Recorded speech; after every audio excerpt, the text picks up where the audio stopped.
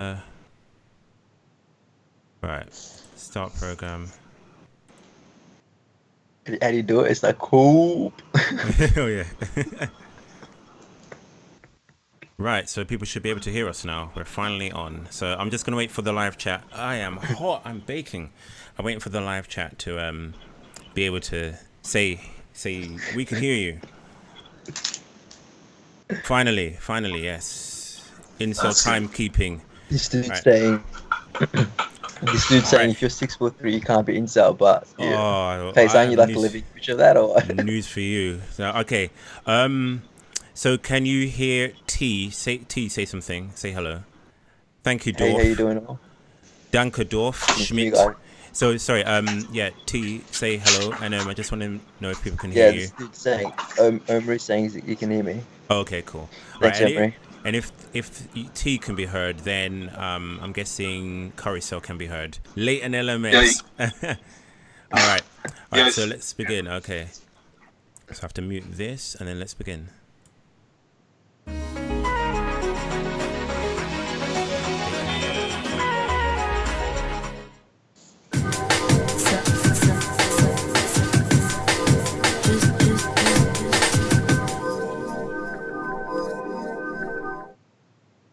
Right, welcome. I finally made it. Yes, there was some issues. Anyway, we have so much to squeeze in. This is FACEandLMS, and we're back for another Looks Live. Someone's mic is like you're outside.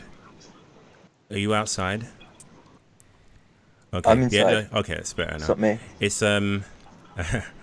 kind of loud. I'll try to put up with it, but I don't know what that is. I don't know if that's me. I don't know if it's me echoing. Yeah, okay. Right, so we're here. This is Looks Live, and we're going to be wrapping this up in 2 hours. So this is going to be really quick and brutal. That's the way I'm going to title this, or subtitle this, quick and brutal. Like a visit in the night that Stacy gets from Chad, quick and brutal. So I'm going to do some, I'm going to do some quick housekeeping before we start. I started a new job this week, so it's going to be I don't have that much free time as it is, but it's gonna I'm gonna endeavor to make sure that I keep up the mute your mic if you're not talking. All right, that may help because if you try muting your mic, guys, I want to see which one Let me see. All right, let's see who it is. All right, that's quieter. Yeah, so I don't know who muted their mic, but it was quiet. Now it's unmute. Now mine's unmute. Oh, okay. So who did Is it you mine both or mute your no? mic? Did you both mute your mic? Oh no, I'm good. Oh, I'm okay. just So it's listening. T. It sounds like your Australian internet is Yeah, it might be the internet. yeah. Okay. Right. Anyway, yeah, I started a new job, and by the way, it's how if you're incel and young, however bad you think, that's really distracting. Let me take my headphones off for a sec because it's really That can't be me because I had my mute off and I can hear it as well. It's okay. like some kind of wind and stuff. Yeah. Yeah. Let's see if because I'm. Let me see if. Wait, it's when I. Do you want me to try to mute? Yeah, it's quieter Okay. now. All right, is it when I Um, speak? Let me see. I wonder if it's my headphones that are too loud. Let me try that. How do I turn down my headphones without? All right, I'm gonna try that. Live sound checks, poor quality. Right. Can I be heard still? That's a bit better. Right, can anyone hear me? Yeah. Okay. yeah, Am I loud or quiet? Because I don't want to be like, I don't want to turn my volume down. I know you're It's good. fine. It's really good. Am I live chat? Am I loud? Can you hear me loud or am I quiet? You can hear me. Okay, but can you hear me loud? Okay. Right. Anyway, I started a new. Sounds fine. Thank you. I started a new job and it's forgot what I was going to say. Yeah, I forgot how much time you have to spend at work and commuting to work. So out to the incels who are like 17 years old, however bad you think being incel is, wait till you're an incel and a wage slave. So back in the day, when you were maybe like, back in the day in like the 50s or something, you did a job that was worked in a factory, or you slaved away for whatever. I'll get onto that soon, Faye Reagan. You slaved away 9 hours a day, 12 hours a day, whatever. But keeping you going was the idea that, or the memory that when you get home, you'll come home to a cooked meal, and your kids will be running up to see you, and you'll get to spend time with them, and impart your wisdom and all of that kind of stuff. But as an incel, when you come home from work, it's like you work, then there's nothing when you come home, so it's even more brutal. So however bad you think being an incel is now at 17 or 19, you just wait, it gets worse. Hey mate, you got porn on Netflix though, and you got Uber Eats. Yeah, I guess it weighs up. Yeah, so it gets worse. All right, so on to today's show. Without further ado, we have two guests. Our first guest is T. Do you want to introduce us to yourself and how you found this channel and what your opinion is on the black pill? Okay, yeah, so I'm T. I'm from Australia. I'm 5'6", so a lot of you guys be like, oh, this guy's, it's over for this guy. It's time to rope and shit. But no, I came across this channel just randomly, and I thought it was interesting. I've been in dating games since I was like 19, 20. I've had results, plenty of results. A lot of different vicious cycles, ups and downs. So I feel like I got a lot of insight and knowledge, and seen a lot of things, dealt with a lot of people. That's pretty much like an overview. Okay, cool. I guess. And, so yeah, that's fine. We'll delve more into your life as the show goes on. And next we have Curry Cell. Do you want to introduce yourself and how you found this channel, or the black pill, or what your experience of the black pill has been? The black pill is definitely real. I used to chase women constantly, like all the time. Like if I see something like a 2 or above, I'll go and chase it. And what I realized was all like negative reactions, all the time wasted. And I was really confused because oftentimes where I'm from in Canada, women are generally pretty nice. They just kind of really polite, put you down. So you can't really get a gauge towards your ugliness. But it wasn't until MGTOW, and then I fell into the black pill. And reflecting back on it, I was like, holy shit. This stuff, it's all based on looks. It's nothing about confidence or nothing like that. So yeah, that's why I pretty much here. I'm actually 6'4". Damn, Oh, makes me. you're You're the tallest one you're here. 6'4", are you? Yeah. And South Shit. Indian origin, 6'4" guy. North, East. Sorry, yeah. you said East when we talked. North part of India. North. Okay, North all part right. of India. Some of those Yeah, white yeah. genes, bro.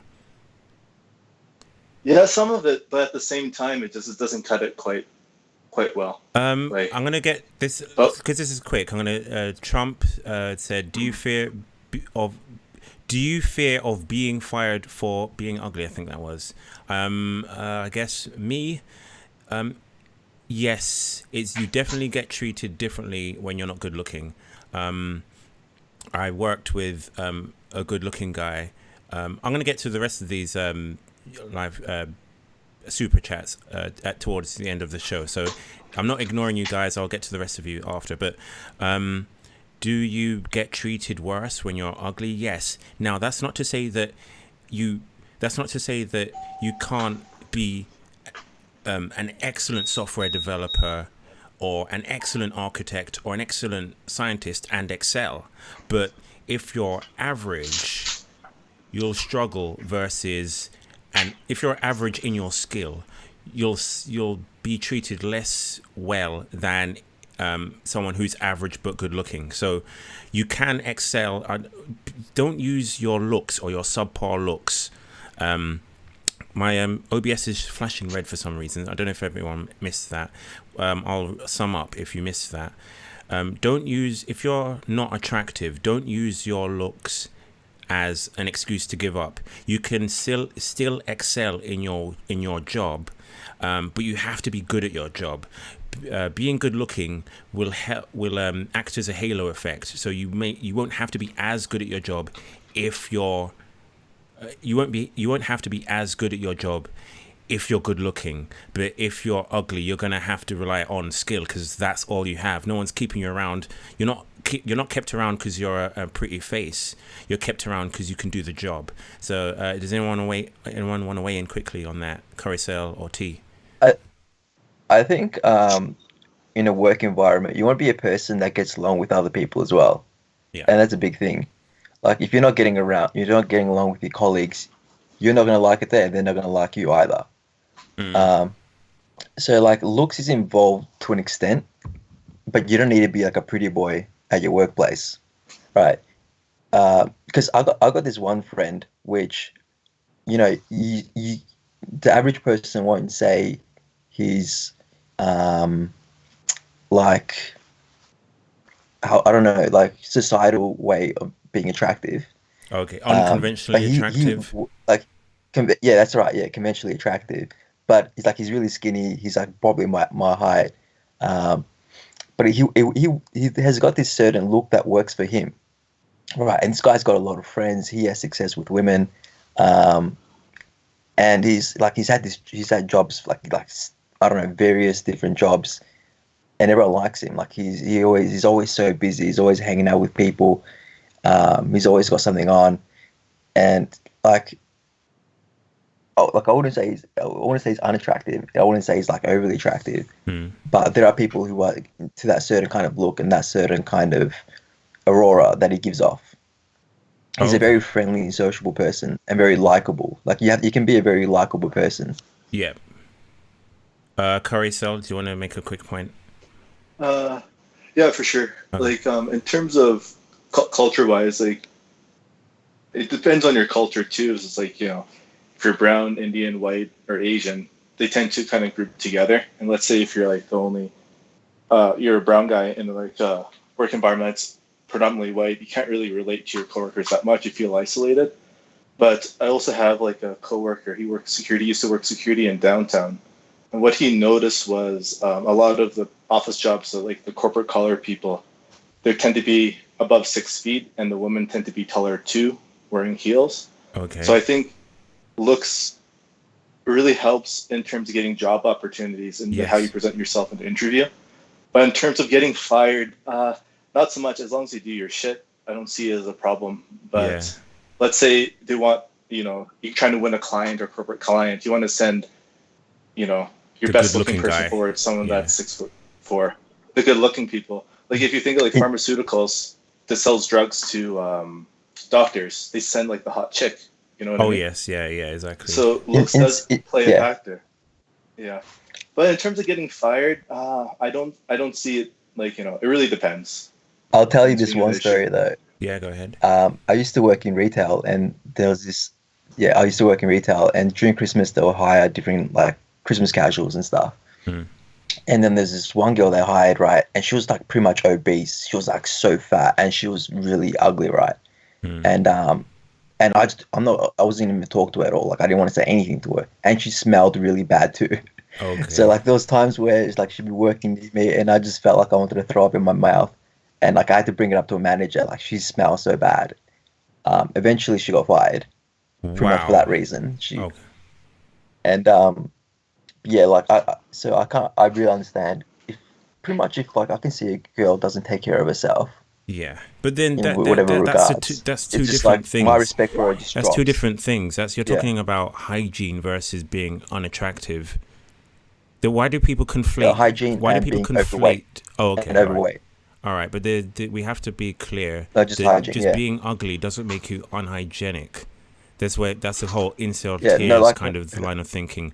Incels can get a girlfriend if they just had a shower, if they just presented themselves more smartly dressed and that kind of crap.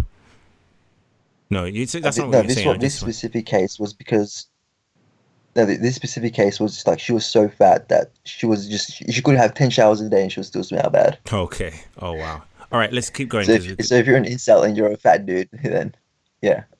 All right, let's keep going. Curry Cell. This is slightly related. An incident happened to you 3 months before your employment. Do you want to talk about that quickly? Oh, yeah. I'll talk about that. So normally what I do when I used to chase women, like say if I'm going to my house to the gym or my house to work, I will stop by coffee shops, the mall, grocery stores. And if there's a remotely hot chick or something I found attractive to the chick, I'll just go ask for the number if they want to hang out. And I did this so constantly that, I didn't think it would affect me in the long run because I don't do it at work. I do it outside of work. And what happened was I was 2 weeks on the job and I got a call I'm a security guard at a mall. And I got a call from my supervisor. I'm just standing there and he brings me in. He's like, "Oh, did you ask a girl for their number or something like that?" I was like, "No, I'm just doing my job." Well, we got a complaint that 3 months ago that you asked this girl out at such and such mall for their number. And we have to ask you not to go out to ask girls' numbers. And we're going to be monitoring the cameras. Just don't stay in that area. This is going to go under investigation. So even before my employment, this has had nothing to do with me on the job, but factors of me going out to my personal life is actually affecting, because I was recognized on the job, is affecting my employment. And that was like the red flag for me, is like, it's actually being an incel. It's not really safe for you to just go out and ask for girls' numbers because you're so repulsive. It's actually not welcoming because like girls, they only dress up for the chads, for the makeup. Yeah. It's not for the incels itself. So that was the biggest wake-up call for me. Wait, you're saying you're working as a security guard in a mall? Yeah. So I was in the training. I was just standing there, and I get called in by my supervisor, and he's just like, "You can't be. Did you ask the girl's number out?" And I was like, "No." Like on work, he was thinking that I did. Yeah, there was this. Go ahead. Go ahead. Yeah. There was a girl that recognized me, that was like shopping in the mall, or maybe I think working at a store too. I think it happened 2 instances. One was that working at a store across from me, just saw me standing there and went to report to my supervisor. "Oh, this guy asked me out for my number 3 months ago." And it's just was brutal. Was it at the Eden Center? Huh? Was it Not at the Eden Center? No. Oh, right, yeah. That, but it just yeah, that was a reference to another video. Full of white knights and shit. All right. But it's shocking to me. Yeah. Yeah, no, go ahead. Yeah, it's just shocking to me how like what you do in your personal life can actually dictate your career. So it's like, oh shit, like, And you attribute that, Coruscant, endeavor, to being trying to chase a pussy. Coruscant. You attribute. 100%. Yeah, so it's not a case of you. It's you think that if you had been attractive, it's not a case of confidence. It's not a case of confidence. Yeah, if you had been attractive, that wouldn't have had repercussions on your job. You being 100%, kind of labeled as a creep for approaching a woman or women. So what do you say to that, T? Because you come from the kind of point of view. Let's move on to that actually. Yeah. You come from the point of view that that men, you're a kind of PUA in a way, or you still follow the PUA line of thinking. I take myself outside of the community. I kind of just try and do it as a lone wolf. Okay. Nowadays, because I don't want to be too influenced by other people, and I want to be able to make my own decisions and kind of figure things out for myself. Because I find if you're in a community too much, like you're not going to be natural. You're not going to be your natural self anymore. Okay. And when you go into interactions, you're going to be too stuck in your head, which is what I find happened to me and happens to a lot of guys as well. They'll go in having like lines in their head and then trying to figure out ways to move the conversation forward and things like that. And they'll just be stuck. They won't be present in the moment. Kosa, what I want to ask. Yeah, go ahead. Kosa, what I want to ask you is like, how when you did those approaches in the Yeah. mall, how would you actually go up and? But at the same time, like you're pretty because you're 6'4", you could come Yeah. off as very what's the word Threatening, for it? Like dominant, kind of threatening. threatening. Yeah, exactly, exactly. Especially if like a big brown dude that just approaches like a little white girl or something. It's just, all I say is like, "Hey, you're kind of cute. Do you want to hang out sometime?" Straight up, like that's how I do it. Because So, at but the that's same time, you but know, why would so you but go ahead? but this is the thing, right? 'Cause she doesn't know who you are. She doesn't know anything about you. But Um, would you admit that it's that kind of line? very Would you admit, T, that that line that he said, "You look pretty cute," is not is it's not so much women have a yeah. problem with the line, but with the person saying it, with the looks of the person saying it. That gap says You know, yes. the thing is, if that's gonna work, yeah, of course, Yeah. it's gonna work with someone that's gonna be her type, what she's really into, Yeah. right? And at the same time, she's gonna want to talk to you more. Uh, but in saying that, at the same time, you probably want to like I used to do that. I used to go up and just be like, "Oh, what's your number?" Right? And just ask straight out. But at the same time, like I don't know anything about her. I don't know where she's from. I don't know which area she's in. I don't know if the Yeah, but logistics that's are why. right. I don't know if we can actually converse properly. I don't know if we're gonna vibe properly. Um, and then like, but like because it's like it startles you. Like it just puts you right on the spot, right? And then unless the girl's like really into you, she has no reason to give you a number. But what And you if know you're why trying she'd to be build really into you rapport? is if I had good looks. Like for example, I'll tell you these two approaches that I did the other day because I regularly do approaches. So I was in a city. Uh, The first how one, many do you do on a I've regular done more. basis? I've done thousands. Like in a Um, day, how many would you do? I wouldn't say it's per day kind of thing. It depends on how I feel in the moment, if I can be bothered, Okay. if I'm in the right mindset. Because I think Because that. that's a lot of factors. Okay. Yeah, go ahead with your Because story. I want to be in a good energy state when I actually go up to people and have conversations.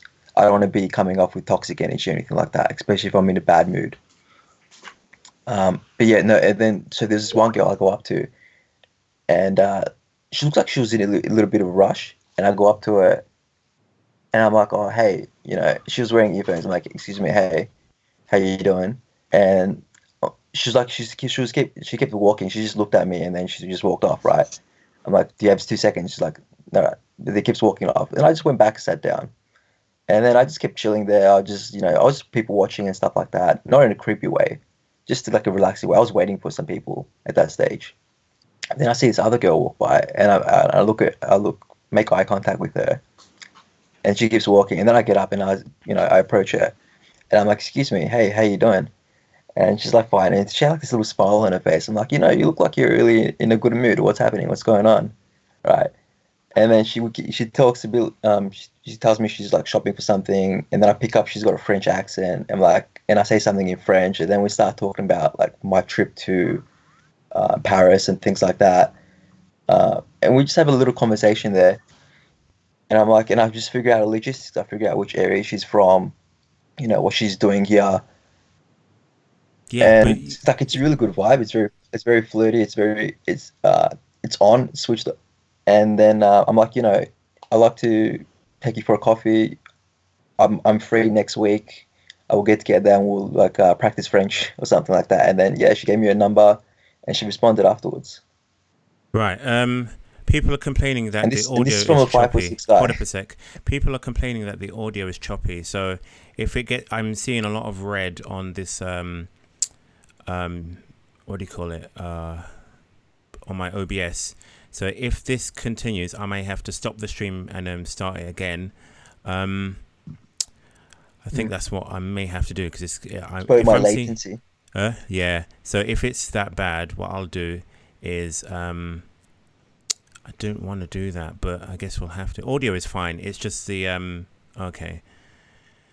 I don't think there's anything I can do about that. It's flashing red.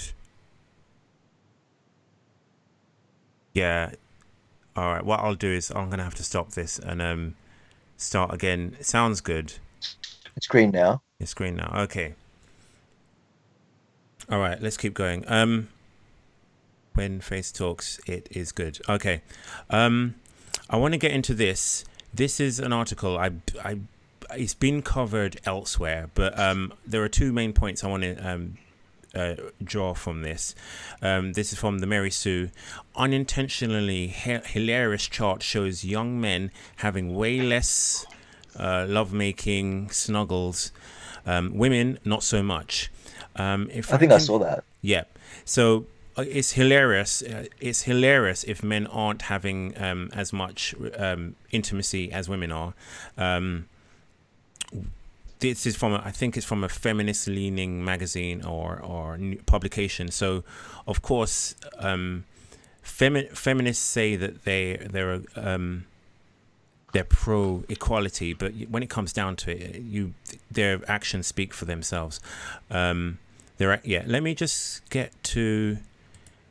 There are 2 points I'm going to have to scan down. In fact, I probably remember off the top of my head what the points were.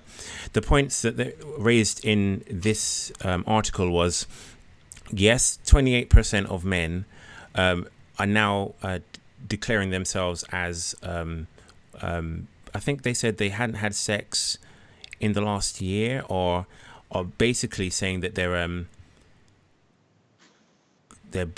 so I'm just paying attention to the chat. I hope the audio is it buffering still?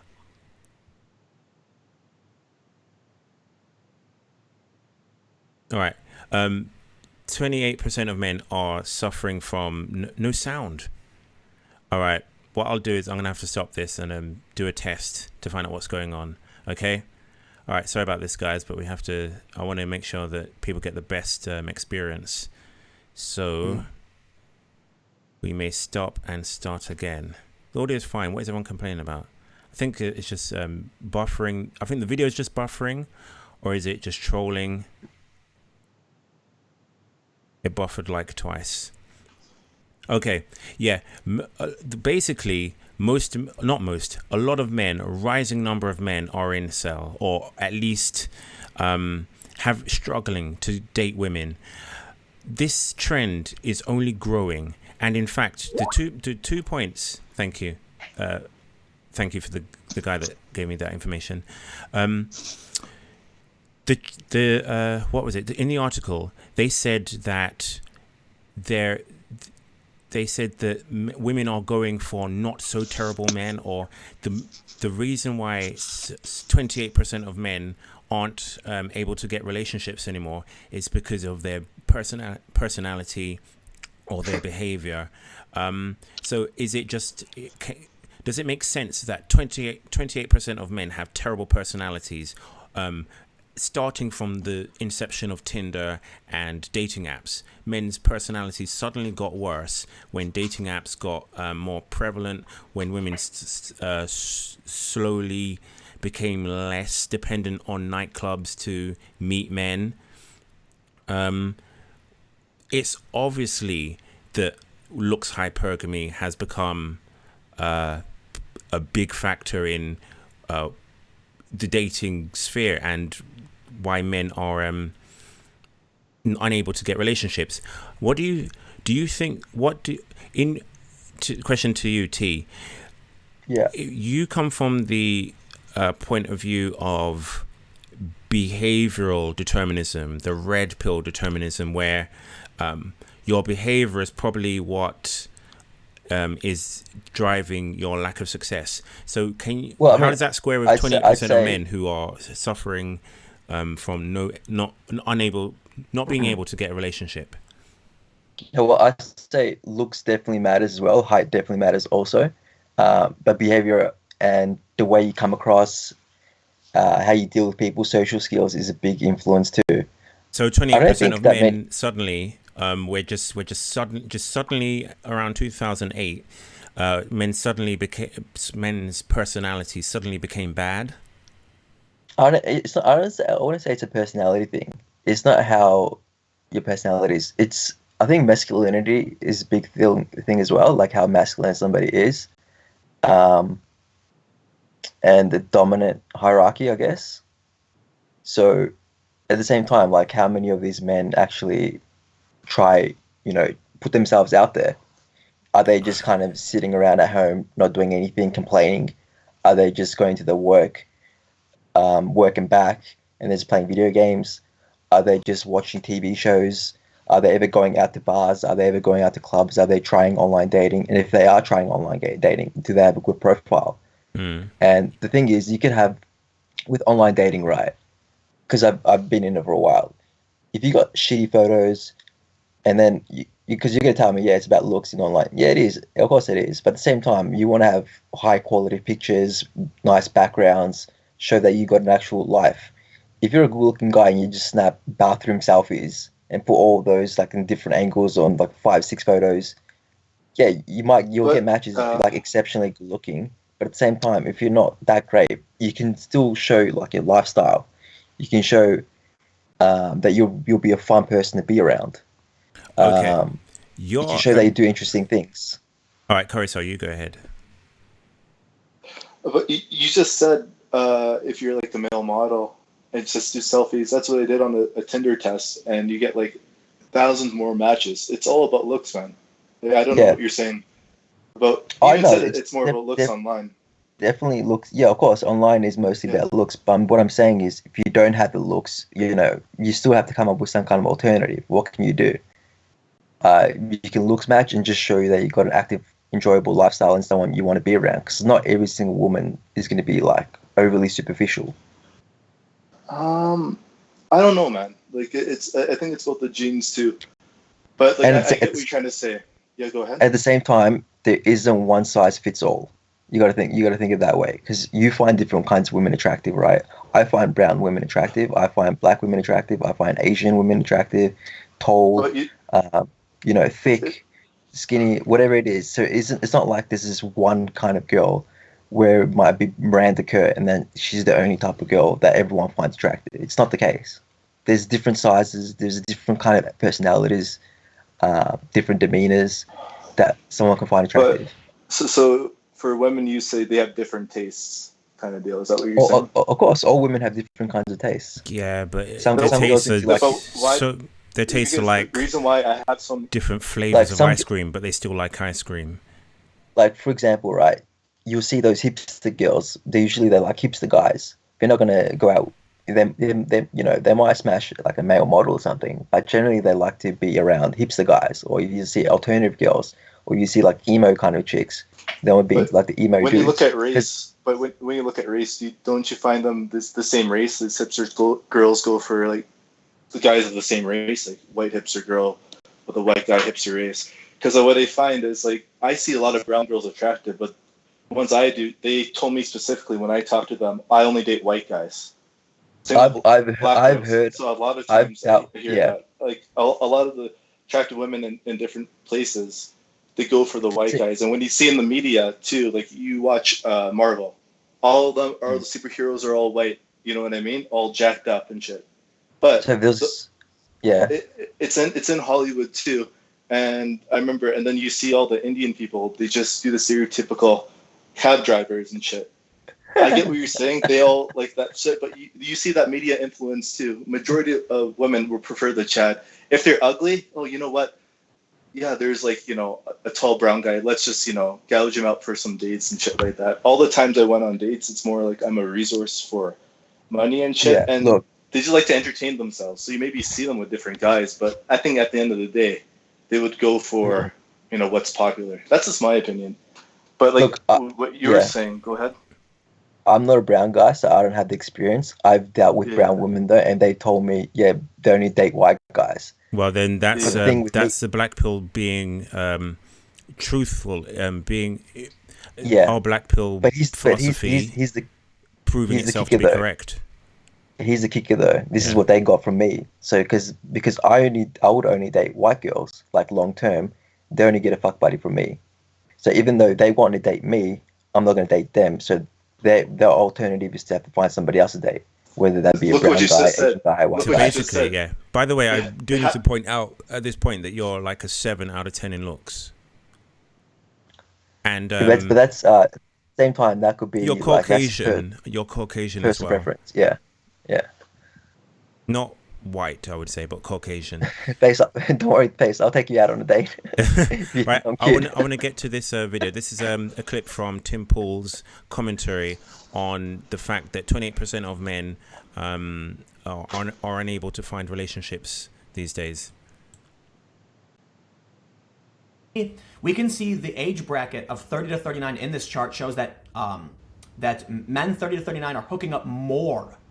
I would be willing to make the assumption, I think it's fair, that these younger women are hooking up with older guys who have careers, who have moved out, and these younger guys are suffering because of it. I want to debunk that. First of all, he stated it as a fact that the reason why, if we go back to it, he said the reason why men in the 18 to 30 bracket, or 28% of them are basically incel, is because women are hooking up with guys older than 30, going outside of the 18 to 30 bracket.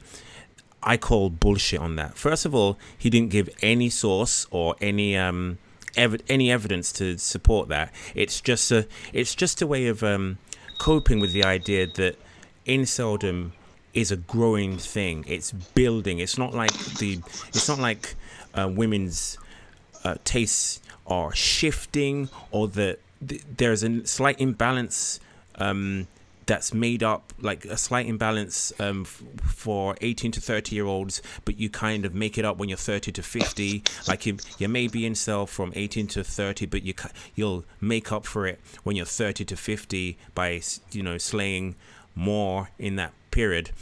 No, that's not what's happening.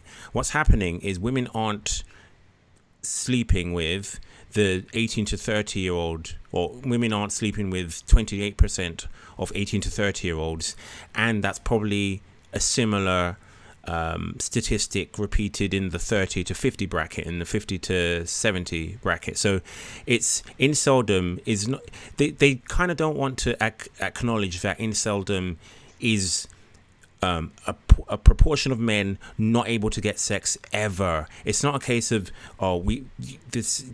it's shifted so you don't get sex when you're young anymore, but you do get it when you've become more established and you have a house and you have a job and you have a car. No, that doesn't matter.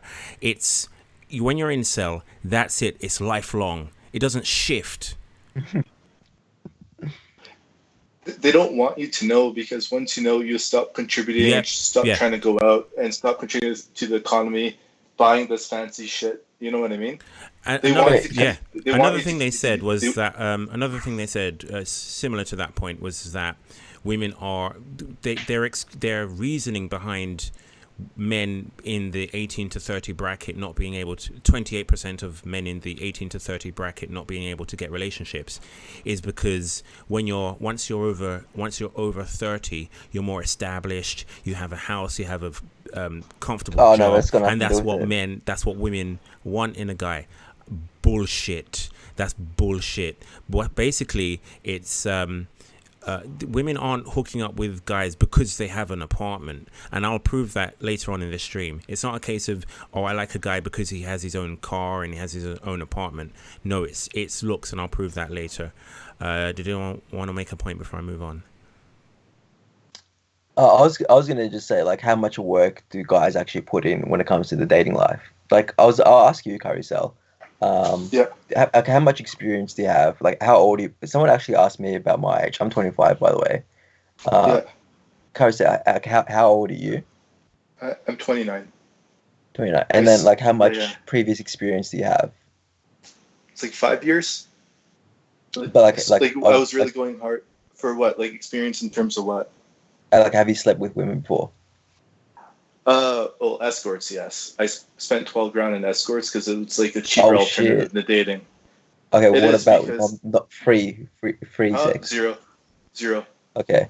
I got maybe a handful of blowjobs, but a bunch of dates. But a lot of those dates I feel were just gouging me for money, just like a free meal. And then that's when they realized the two pools are similar. You know? What you're doing wrong is you're already paying. Yeah. What you're doing wrong is you're already paying for them. You're still paying for them. Like, this is something else. This has got to do with something else. You don't be paying for women. You don't have to be. That's a mistake that guys do, and they'll take advantage of dudes. They can do it. You're spending, like, the time you waste sitting down at a mall, waiting for a chick to make eye contact. You could be working. You know what I mean? Yeah, I'm not And saying you should be doing that. You shouldn't be You doing can that at all. purchase But a at the same guarantee. time, Yeah. but at the same time, let's say if you don't have those skills of social skills, and you don't know how to do a cold approach, that's something you should invest your time in to learn. No, absolutely not, dude. Absolutely not. It's in terms of like business, you can do that in the business sense in your work. Yeah. Like say you're selling products. When it comes down to relationships specifically, I don't think it's worth it personally. It's a lot of time wasted. There's a lot of risk too in this gynocentric culture where you can be sexual assault. That's what happened to me multiple times. And I met a cop, I dated a cop, and she even said a lot of times, a lot of guys got accused for sexual assault as well. Why would you risk your career just for some pussy? And after experiencing like purchasing it, yeah, like I get, like, you know, it's expensive. It seems like a waste of money, but for me, it was a great coping tool. And when I look back on it, I said, why the hell did I waste my time on that? It's so much risk for such little reward. That's not worth the time, dude. When you can lose your career off of it, like, what's the point? Okay, if you're not gonna go ahead. See, that's the thing, and then you get. But this is the thing, right? You go into that mindset, and like a lot of people go into the same mindset. Let's say, okay, if you had to put a number on it, how many approaches do you think you've done? It's like 20 a week times, so what, 52 weeks in a year? It's a calculator. So 20 times 52, then times 5 years, 5,000. 5,000. So you really think you've done 5,000 approaches? Oh, dude, I went hard. Like, I put aside of my school and stuff like that. Like I said, if I saw something... And you're always doing the same way? Were you always going up and be like, oh, hey, I think you're cute, can I have your number? But before I did it, like, I tried to build rapport, but I just translated it into that, like, short way, because I find it more effective. And sometimes I got, like, you know... It obviously wasn't very effective. So 5,000 approaches. It obviously wasn't very effective. So your instant pivot is that towards him having done something wrong. 5,000 sounds a lot. Are you sure it's 5,000? Maybe it's, who knows if it's 4,000, 5,000, whatever. But yeah, to do that many approaches and to get nothing out of it, or almost nothing, do you not look at the chart we see on screen? 28% of men can't get relationships. Every news source that you see every new fact that comes out about dating shows that men are suffering or disadvantaged in dating. Are we all doing something wrong, or have women changed? Carousel, try this out. Try take a holiday for like maybe 6-month holiday to like South America, or go to like a non-white country and do the same thing. See if any results change. But can you answer this question? 28% of men are unable to get, and in fact I think it's way more than 28%, because my theory is that men lie up, women lie down, which is a good pun. Men lie up about their sexual prowess and experience. So because men want to be seen as chads, as sexually having, you know, good sexual lives, where women feel slight shame admitting how much sex they've had. So I think the discrepancy is actually bigger. I think it's more like maybe near 40 or something, 35, and women for men, and for women I'd say it's more near 10. Remember, men will have like maybe one lay in 10 years, and they'll say, yeah, I'm not incel. I'm not incel. A man will have one lay in 10 years and say, I'm not incel. He won't say he's a virgin. He'll say I'm not incel because I had one lay. A woman will say, I don't count the guy that I slept with in Cancun on spring break because that was out of the country. I won't count the guy that I only gave a blowjob to because that didn't count. That's not full P&V sex. So the discrepancy is even greater than what you see in that chart. So what do you account for? How do you account for the discrepancy between which is probably greater than 28 and 18 for women, 28 for men, what you see there. How do you account for that discrepancy if it isn't harder for men to get a woman these days? I'd say that I don't think that men put in the work. They don't put in enough work required. Like, you have to be able to see it. I've done so much. Like, I've done a lot of different things. Yeah, I pay for Tinder Plus. How many men actually go ahead and pay for Tinder Plus? You're a Off my seven. phone? You get I more tried it. response. You're a 7. Like, it's worthwhile you and paying for that. But at the same time, I could do like shitty bathroom photos, crappy angles, and I'll get no results. I'll tell you that right now. I will get nothing because I know I've had shitty photos in the past, back when I was like 20 or so. When I was first starting out, and I just didn't get any results. I didn't meet anyone until I went to America. Curry Cell, do you want to make a point before I move on? Curry Cell. No, Yeah. you can move on. No, it's All good. right. I've actually on Tinder as well. I've actually made myself a woman so I can see like the men's profile, just see what competition is out there. And most guys just have shit profiles. They have put no work into them. They just upload the first 5 photos they see. Men don't take photos of themselves, you know. Which is like, we're talking about online dating specifically. Men don't even do any approaches ever. So if men are going to put themselves out there, the main way they're going to do it is through online or social circle. And then when they do social circle, they just get friend zone because they're not masculine enough to make a move. T is 5'6", did you say? You're 5'6". Yeah, that's right. You have a I ran up to 7 5'7". out of 10 face. All right, let's move on to our next video. If I can get it up. Yep.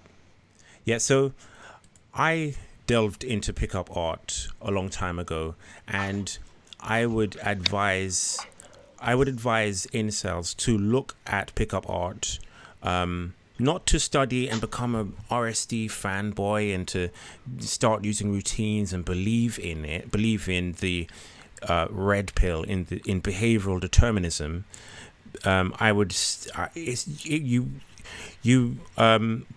It won't change your luck if you're ugly and you learn PUA, but you will learn things that you're maybe doing wrong, because there is such thing as bad game. I know I'm going to get hate for that. Cope. No, there is such thing as having bad game. That's not to say that if you have good game, you're going to be successful if you're not good looking. What was I going to say? Yeah. I was into PUA for a long time, and there were a lot of things I was doing wrong. I was saying the wrong things. I'm going to get onto calls soon for Ned. What really changed me was I had a spy cam, and I filmed myself approaching women, and when I watched it back, there was a lot of cringe and a lot of lack of self-awareness. Yeah. Like, in two ways. One, there was my game was bad, or my talking, my social skills, my ability to engage was bad. But secondly, I was oblivious to how I had already lost the woman's interest because I wasn't good looking in the first place. So there were two things going on, like two moving parts to it. One, my game wasn't good, but two, my looks would have killed any game anyway. So my looks would have killed any game anyway. So that helped me. One series that I find really interesting, it's kind of outdated now. How many girls approach in Daygame? I don't know. How many girls did I approach in Daygame? I think have no idea. Overall. I've approached a lot of women, enough to know that I'm putting them in an uncomfortable position of having to soft reject me, when I approach Otherwise, you're them. gonna beat the shit No, out no, of I do, and I appreciate that I'm not good looking, and if a woman gets approached by a guy that she doesn't find good looking, it's awkward to have to flake on him later, that kind of thing. Let me get onto this video, because I think every incel should have at least some awareness of game, how to speak to women, but because at least then you can't be accused of your personality being the problem. So this was the pickup artist. I think this clip is this was the pickup artist. I've had to hack this to bits, and because of copyright issues, so I'm gonna have to read out a lot of things that was this actual footage, moving video footage. I'm gonna have to read out screenshots, but you'll get the context. All right, but I think for the beginning, I'm able to play the original content. 8 ordinary men. There's one thing they haven't been able to figure out. I've been afraid of women for a long time. I don't know what to do when I'm Dude looks like talking dude from Jersey to, Shore, just to like women. this incel version of him. All right, yeah. So these guys don't know what to do when they're talking to women. They have no game. They don't know what to say. Okay. I'm the 40-year-old virgin plus 5 years. 40-year-old virgin plus 5 years. I am. I am Oh a shit! virgin. He's And got a he lot is of a time to make up virgin. for. So these guys came to this pickup artist for help. Okay. Until now. But see, I can't see myself. I don't see these guys going out of their way to like meet women. I just don't see it. I don't think they put themselves out there. I don't think they try. They're just kind of being very passive. You think? All right. I feel like. I can't judge, but I'll make my point when You you base see that their on his game. looks, though. Mystery. Born Eric von Markovic, mystery was the ultimate geek. Rejected by Right. hundreds of beautiful women. Am I supposed to be hearing audio, or Can you hear the audio? I cannot. You can't hear the Nah, audio. I can't hear. Oh, okay. I can't Oh, hear wow. the Wow. audio. Okay. All right. So let me play that again. Oh gosh. All right. Yeah. Thanks for reminding me.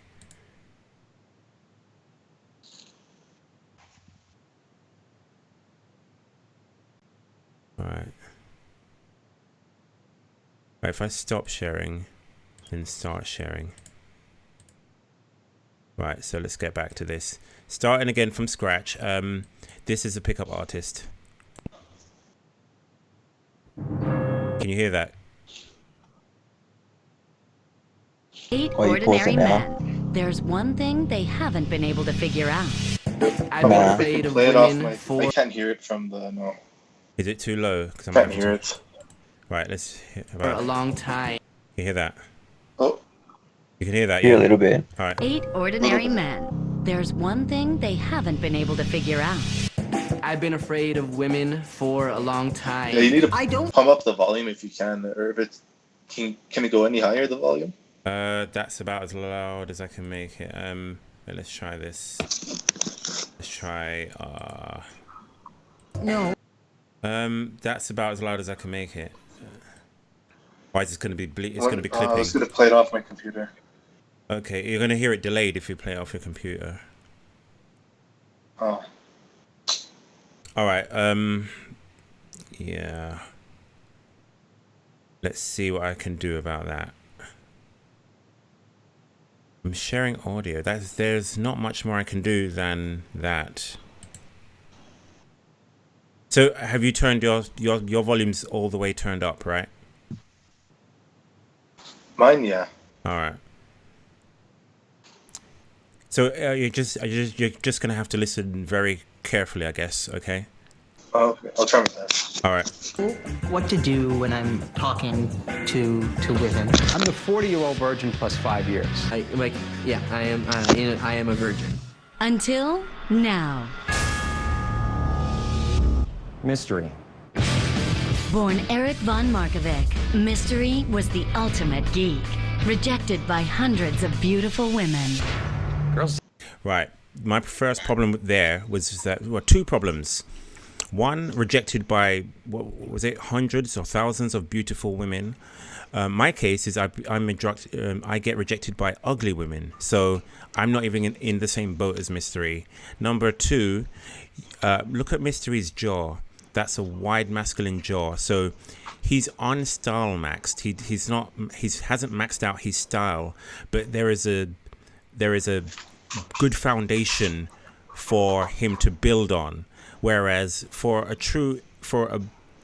sub 5 incel, an incel below 5 out of 10 in looks, there is no basis to build off. So we can style max, we can improve our style, but there isn't much more you can do to make there is a point where your style can be maxed out, but your bones need to be more prominent, more masculine, more wider, more forward grown.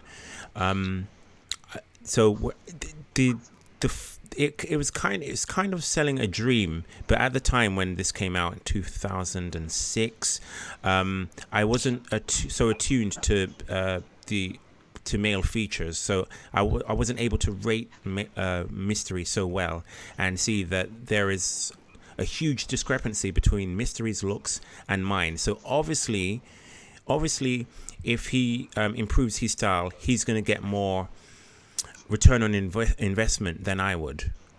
Wait, Mystery didn't really improve his style. He just created some brand that he was like a magician or something. But he got rid of the glasses. He's not wearing that kind of cheap t-shirt. But he found a brand for himself that works. Yeah, but what I'm saying is he had the basis. He had the basis because he's got a wide jaw, masculine jaw, compact mid-face, short philtrum, decent features, high cheekbones. He can improve where it would be impossible for me to improve, or an incel like me. I think at the same time, I don't think Mystery is commercially attractive. He's very skinny. He's got a feminine kind of nature to him, but he's very tall.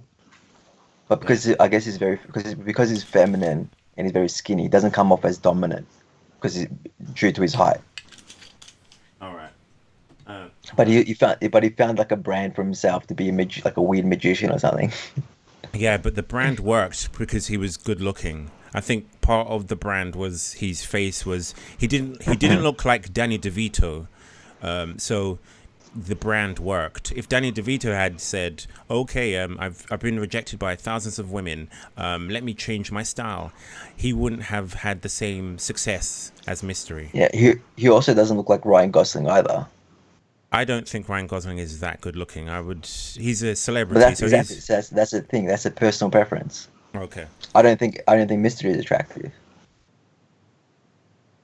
All right, let's keep going. Didn't even know I was alive. Right, so Girls didn't even know I was alive. Hundreds of ultimate Wait, Mystery. He looks like he's a meth addict or some shit, Right. Seriously. Right, let's keep going. Eric Von Markovic. Mystery was the ultimate geek, rejected by hundreds of beautiful women.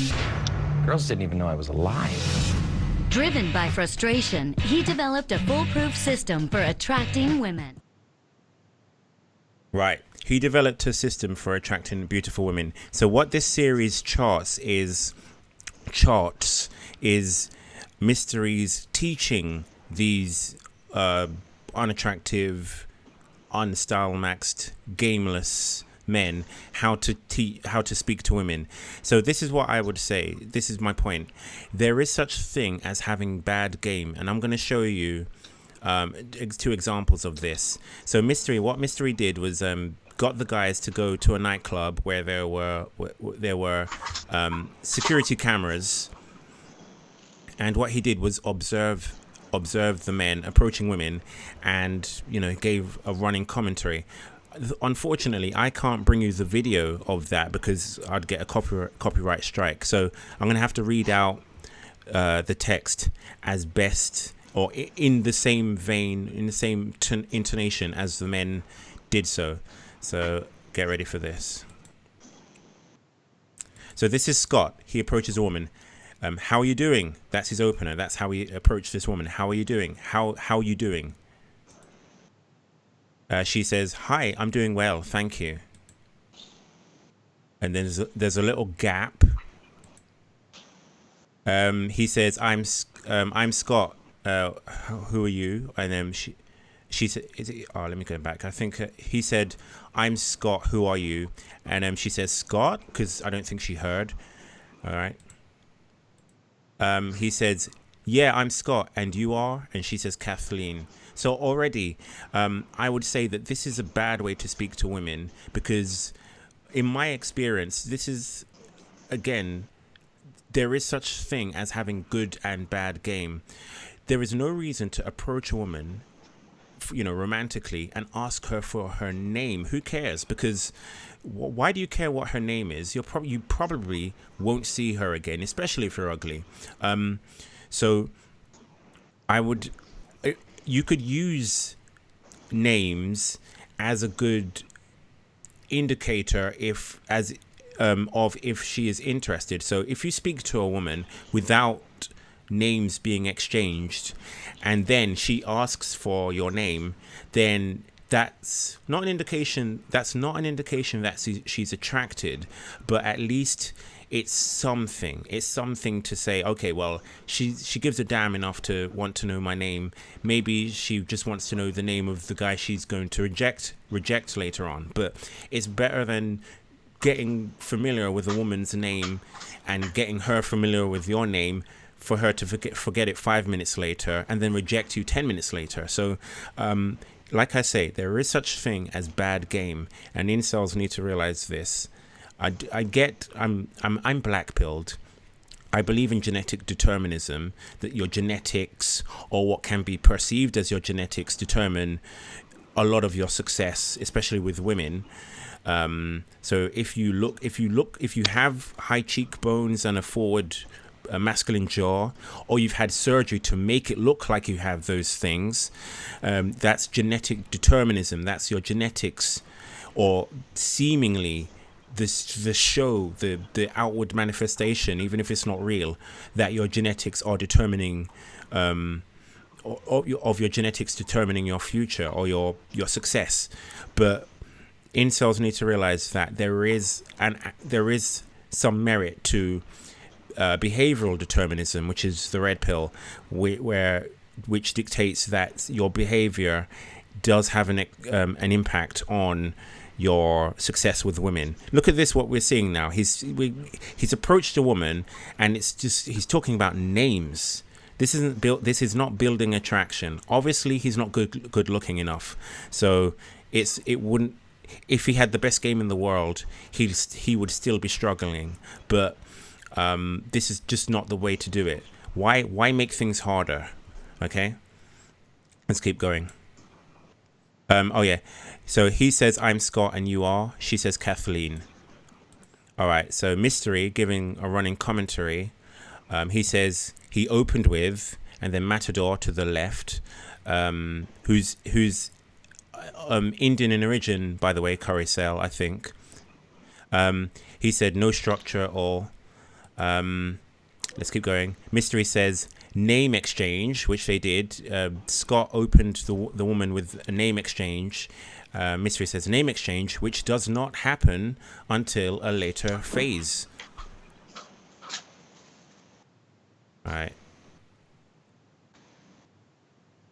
Right, so back to Scott approaching this woman in a nightclub. He says, so he stutters, so he says, so where are you actually from, Austin? She says, no, I'm from Houston. I go to school here. He says, Scott says, where? Oh no, sorry. This is a British pickup artist, J-Dog, off camera. I'm commenting on the pickup that they're seeing. He says, well, at least Scott's trying, you know. All right, so there's an awkward silence. Look, the woman does. I won't read too much into it. I'll just keep going. So immediately Scott goes in for the kill. He says, can I get your number? And then he does a kind of awkward, kind of tilts his head around hers to get closer to her ear, I guess, so that he can be heard. She says, I'm actually taken. He says, oh, okay. And then Mystery says, this is how you don't pick up. So he walks away, and Scott says, my objective was to get her phone number, but that turned out to be over ambitious. I've never actually asked for a phone number before. So my comment to incels is, if you've done like under 10 approaches, they're not going to be your best approaches, because there is so much to learn from approaching before you can say that your approaches are actually, you know, good enough quality, and that it must have been my looks that played a part. So for a long time, maybe I was getting rejected because both my game was bad and my looks were bad, whereas now I get rejected, I would say more so just because my looks are bad. Does anyone want to make a comment? Yeah, definitely. You have to be going, like, trying at least like give it like a good year or something, because you just develop a comfortability with it. It's always going to be awkward when you try something first. So definitely, at least more than 10 times. That's for sure. Yeah, I agree. You just really need to experiment with it, see what kind of responses you get, what kind of reactions you're getting from people. Like, how do you feel in the moment? If you have someone with you, they can, like, if you have someone that's experienced, they can point out different things that you're doing wrong as well. They can observe you from a distance. I'd say, like, this is what I don't get is just like, what's wrong? What is it wrong? It's so situational, though. I don't really get it. Because, like, what do you, yeah. Like, for example, I could do the same thing. I remember doing this. I always say the same thing over and over again. I just straight up ask, hey, what's your number? Let's hang out sometime. And I get results. I get bad reactions, no reactions at all. Get number. You know what I mean? It's a wide variety. I just keep it simple like that. It developed into that. Before I used to do like small talk or whatever. Yeah, it's better off than small talk, I'd say. It just feels too robotic. It feels too technical just to go up and ask for a number. It's like... But at the same time, if you're going to waste all your time doing all the small talk banter, oh, I'm taken, you wasted all that time and energy. You know what I mean? See, that's why you're doing it wrong, because now you're seeing it as a waste of time. You're trying to get something from her. You're giving up this energy like you want something from her. Okay, so you're starting to come into the pickup art philosophy it's needy as well. It was neediness, and they had a special term for it. I think it was outcome driven. Yeah, but of course you're outcome driven. Why are you approaching her? You are approaching her for an outcome. So that's a coping mechanism that pickup artists tell their students. Oh, just approach a girl, but don't have any expectation that anything will happen. Then something will happen. No, you're approaching her because you believe something will happen. But if you imagine it this way, all right? Imagine, like, let's say, what outcome would you like? You want to get sex, obviously, outcome, yeah? Yeah. So why don't you just go up and be like, hey, do you want to have sex? Why don't you go up to her and ask for sex, did you say? Yeah. Because if you're not good looking, then there is less you can get away with. Do you think if someone's good looking, that'll work? Yes, 100%. Not 100%. Not in every approach, but not in everyone. It would. You think good looking guys have numbers game? He could run numbers game and do that. A good looking guy could walk up to girls and say, you look kind of cute. I would like to have sex with you. He may not. He's going to get rejected by women. Some women, not because they don't want to have sex with him, but because he's being too direct and they don't want to feel like a slut. But a lot of women will want to sleep with him. Whereas if I used that line, I'd get 100% rejections. There used to be this YouTube channel. It's Good Looking Loser. Good Looking Loser. No, not that guy. It was this other dude, and you could probably YouTube. Let me just see if it's actually on YouTube. If I can look it up. And it was like this dude. Right, while you're looking for that, we have Ace. We have a guy added to the call. I'm gonna read you. What do you want us to call you? Me. Yeah. Just call me Rogue. Rogue, you're Hey, Rogue. live on Looks Live. What's your opinion? I was just, tuning in. I've been watching these videos for the past few years, growing up and stuff like that. And yeah, just, man, I was shocked at how,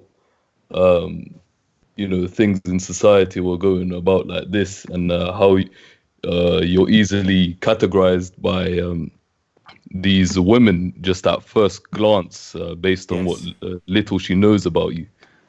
That's all she needs to know. She looks at your face, and then that's that says a lot about your genetics, about your, in her mind at least, Yeah, about it's your like genetic desirability. it's an overemphasis on the pattern recognition facet of the mind. It's just like from just a tactile sensation, she already knows your potentials in life, and like how she's going to integrate your entire,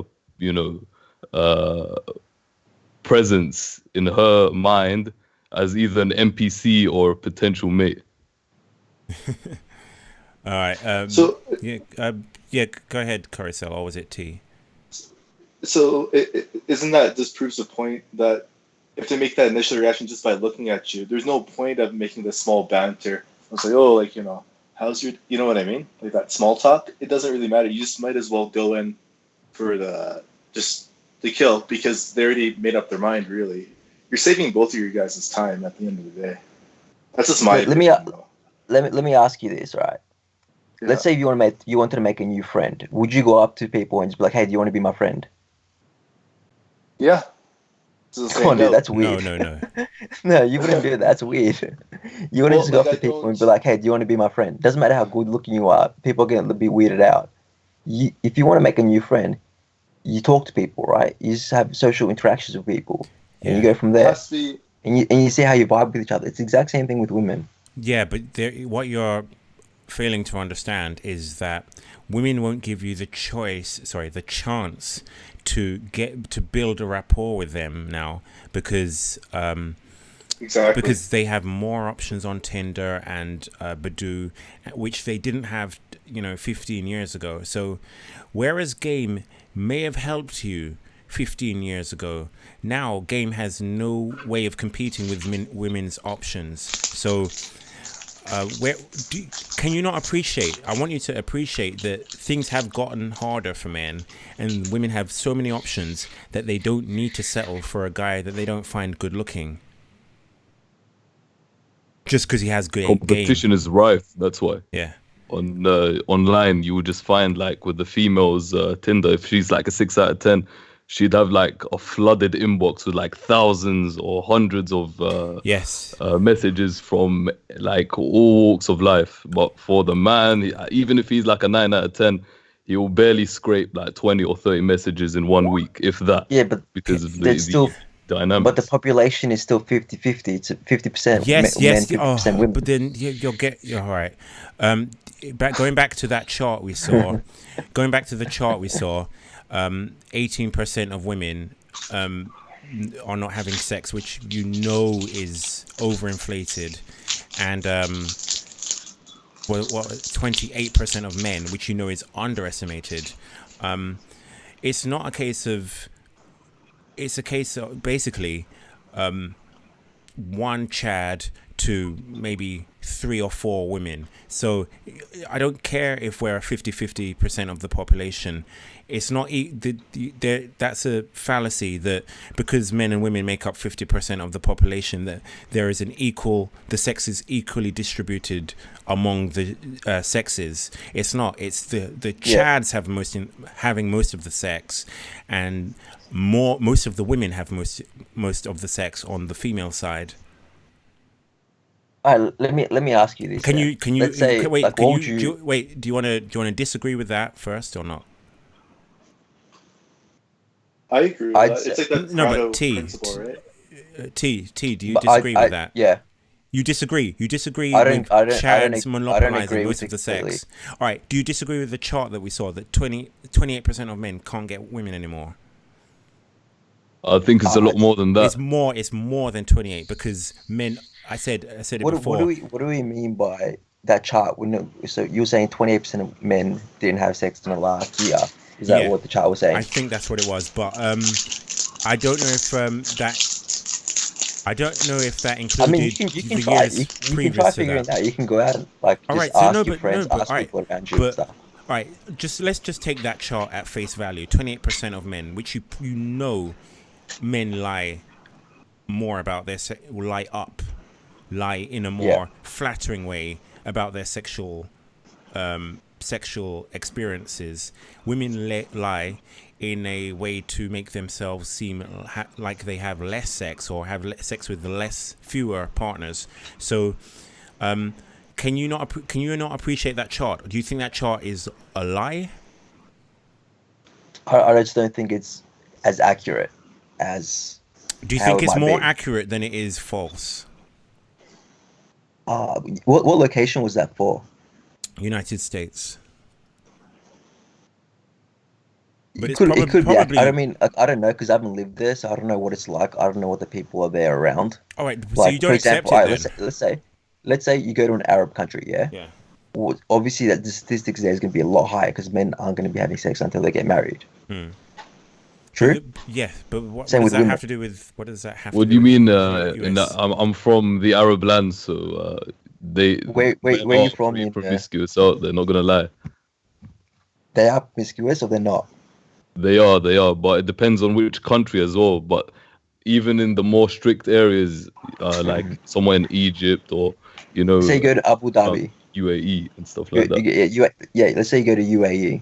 Yeah. Or you go to Iran, or you go to Iraq, or you go to Iran. That's our different. That's like Saudi Arabia, man. It's like it's a bit risky, but you can manage something like. So there'll be dudes out here in Iran saying sect of Islam, you're allowed like I think it's like in one sect it's like a temporary marriage, and in another sect it's like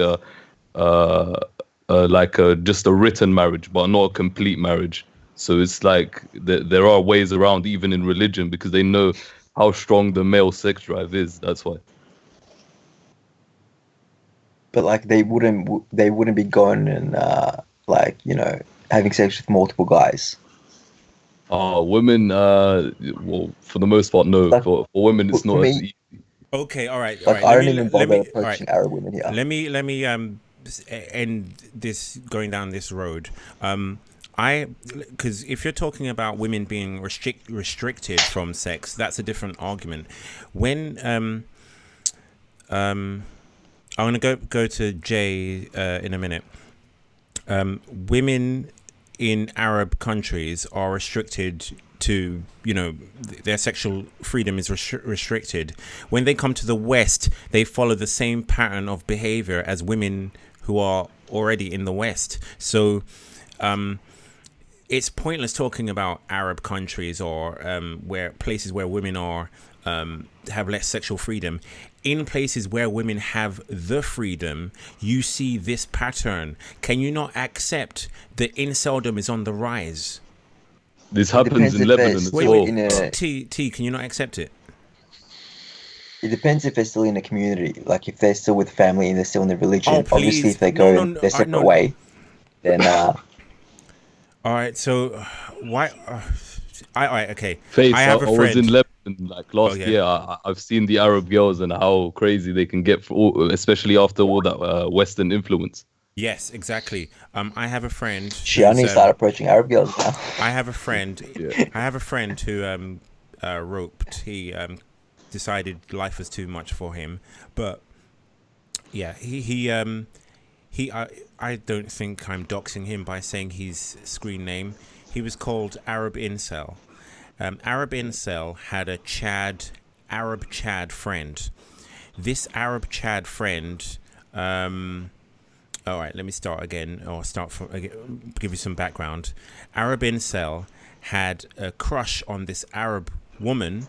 She was a woman who he was attracted to, who he daydreamed about. Who's opening food? He was head over heels for this woman. Okay. I'm waiting till that rapping stops because it's loud. Right. He was head over heels for this woman, Arab Incel was. What? And you, as you know, no sex before marriage, that kind of thing. Arab Incel had a Chad friend who was an Arab. This Arab friend, this Chad friend, said to Arab Incel, "Hey, look at me having sex with this Arab girl on my phone." He showed Arab Incel him having sex with this girl, and sorry to say it, it's brutal to say it, but because Arab women need to keep up the perception of virginity on their wedding night, this Chad Arab was banging this girl up the pooper, can I say? So the behavior is the same. All the location does is limit the manifestation of the behavior, but the desire to go for good-looking guys is still there. So it seems like you're just unwilling to recognize, number one, statistics, number two, what what's the word I'm looking for? Observable reality is showing you. Number three, that there is a growing community of men that are saying, look, we can't get women. We're trying everything.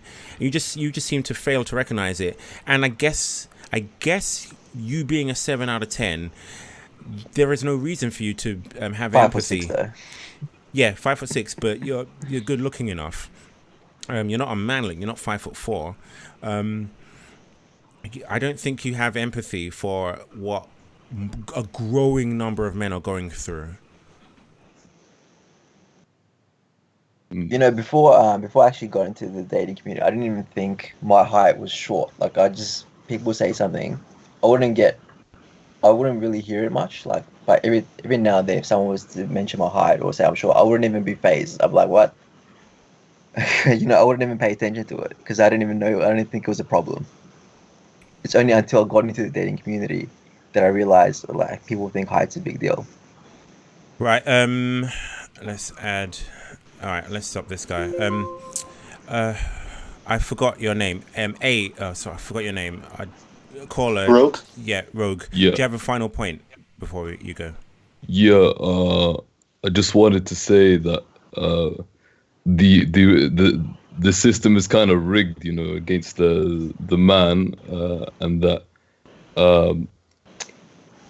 there's man, it's a big topic, you know. It's just that yeah. And from my perspective, I've been going gym for the past 6 years, so I'm like more muscular than the average guy. Gym cell. Yeah, I'm like 5'11", and I do some martial arts on the side. So from my perspective, it's just that with all the cooing and the hair flicking and the grinding you get in the clubs, yeah, even if you get the girl, it's gonna be really hard to pass her shit tests after a while. From all the competition and monkey branching and these dynamics that play with it. Exactly. It seems like. Where do you live? Yeah. Where do you live? Is that to Rogue? Yeah. Yeah. Yeah. Whereabouts are you from? Yeah. I'm from London, so. You're in London. Okay. Yeah, so he would understand me, you know. Face. Yeah. When we I talk could about. hear. Yeah. I got you. Yeah, I understood. I have to keep going, Rogue, but call again another time, okay? Yeah, no problem. All right, thanks. It's been a pleasure. Latest. Yeah, it has been. All right, talk to you soon. Take care. Take care. Right. We have someone on Discord. I'm gonna say the first 3 letters of your name. SPE. Are you there? SPE. Hello. Hello. Hello. SPE. We can't hear you. Yep. I'm gonna make sure that's not a problem with my audio. So let me just make sure. Output. Yeah, I don't think that's my problem. Hello. SPE, I'll give you a few more seconds before we move on.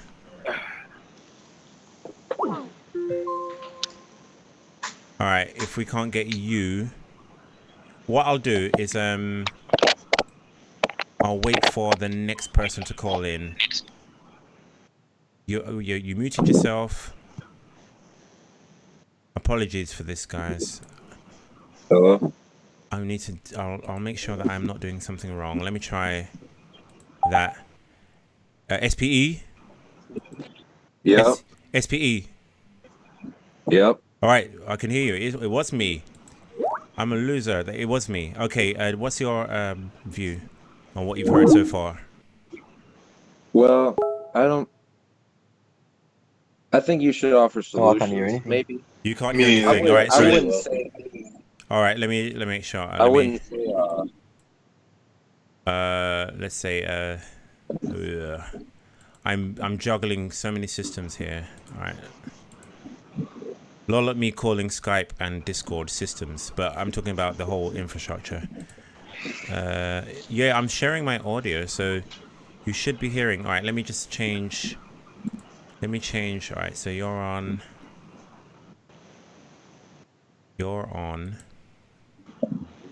Voice meter input. All right, and then let me change Skype to.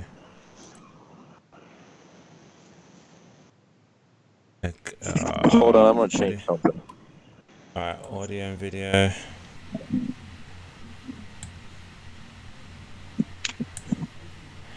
Voice meter input. Yeah, you should be hearing that. So Curry Cell, can you not hear the caller on Discord? I could not hear him. It was really low. You could hear him. You could. It was low, but you could hear him. Can you hear me? I couldn't make out what he was saying, but I can hear he was there. All right. Can you hear him now? Like, say something. SPE. Hello.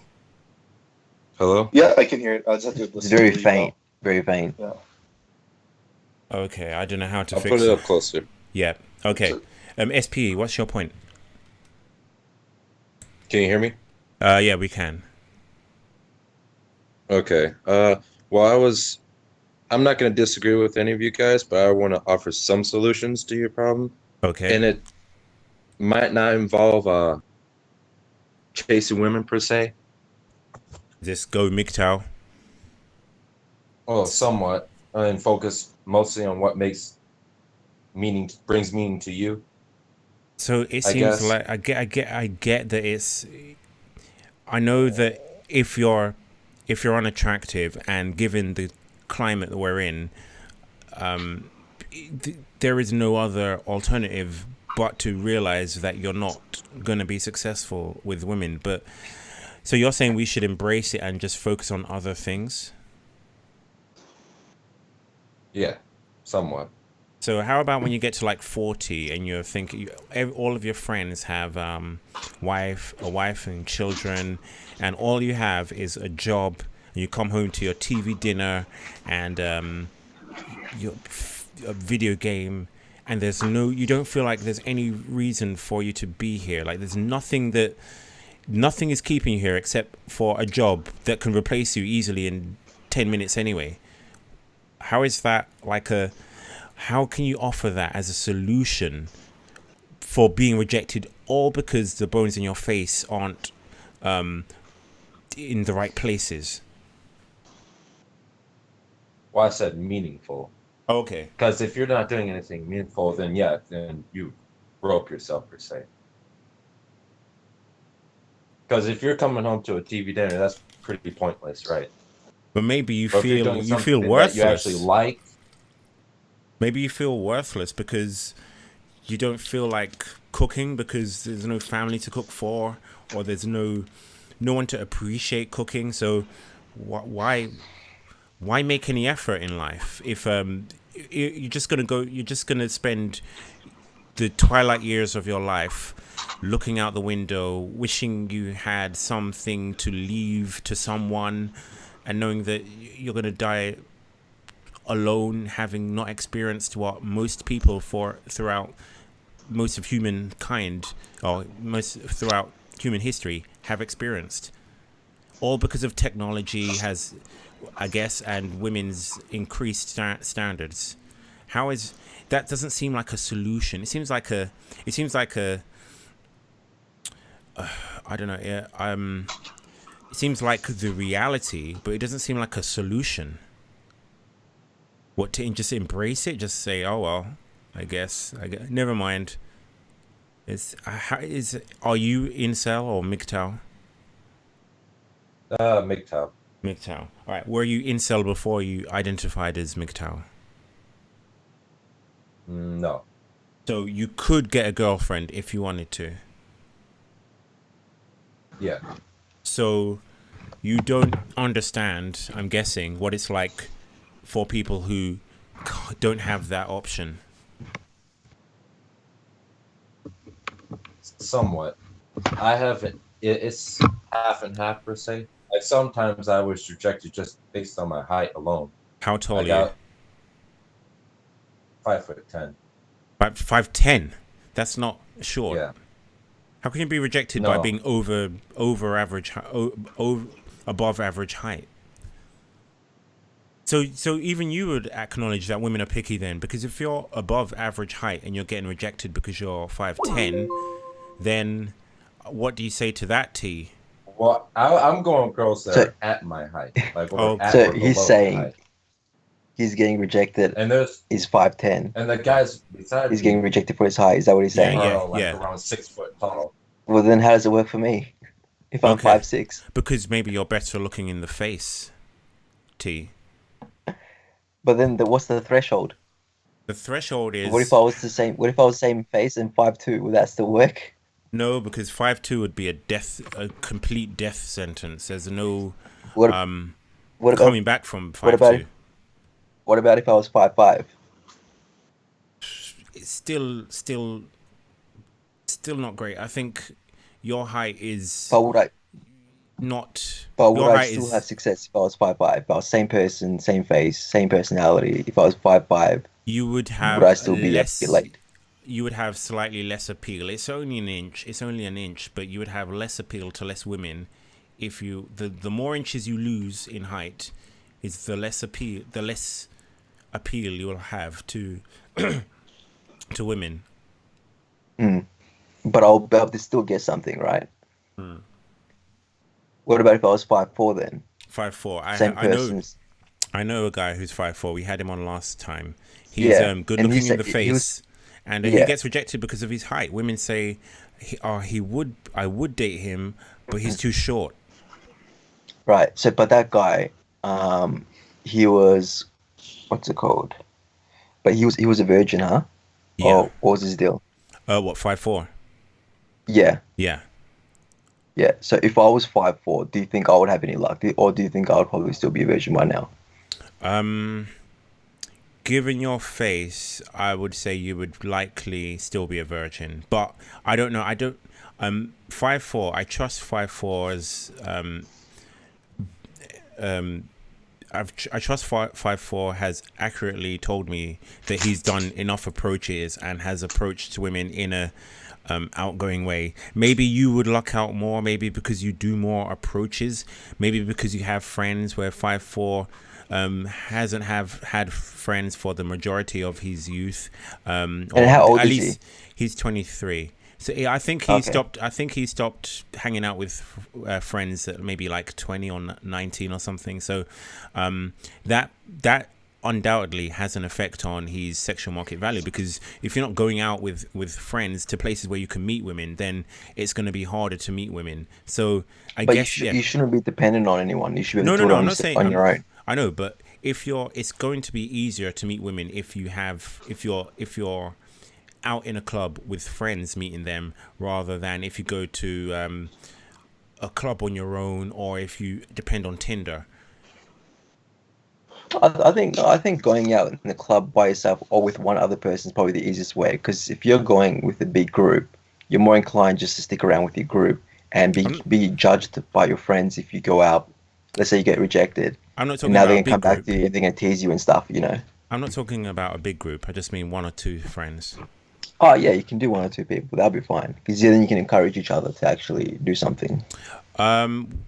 Discord caller, do you want to add a final point?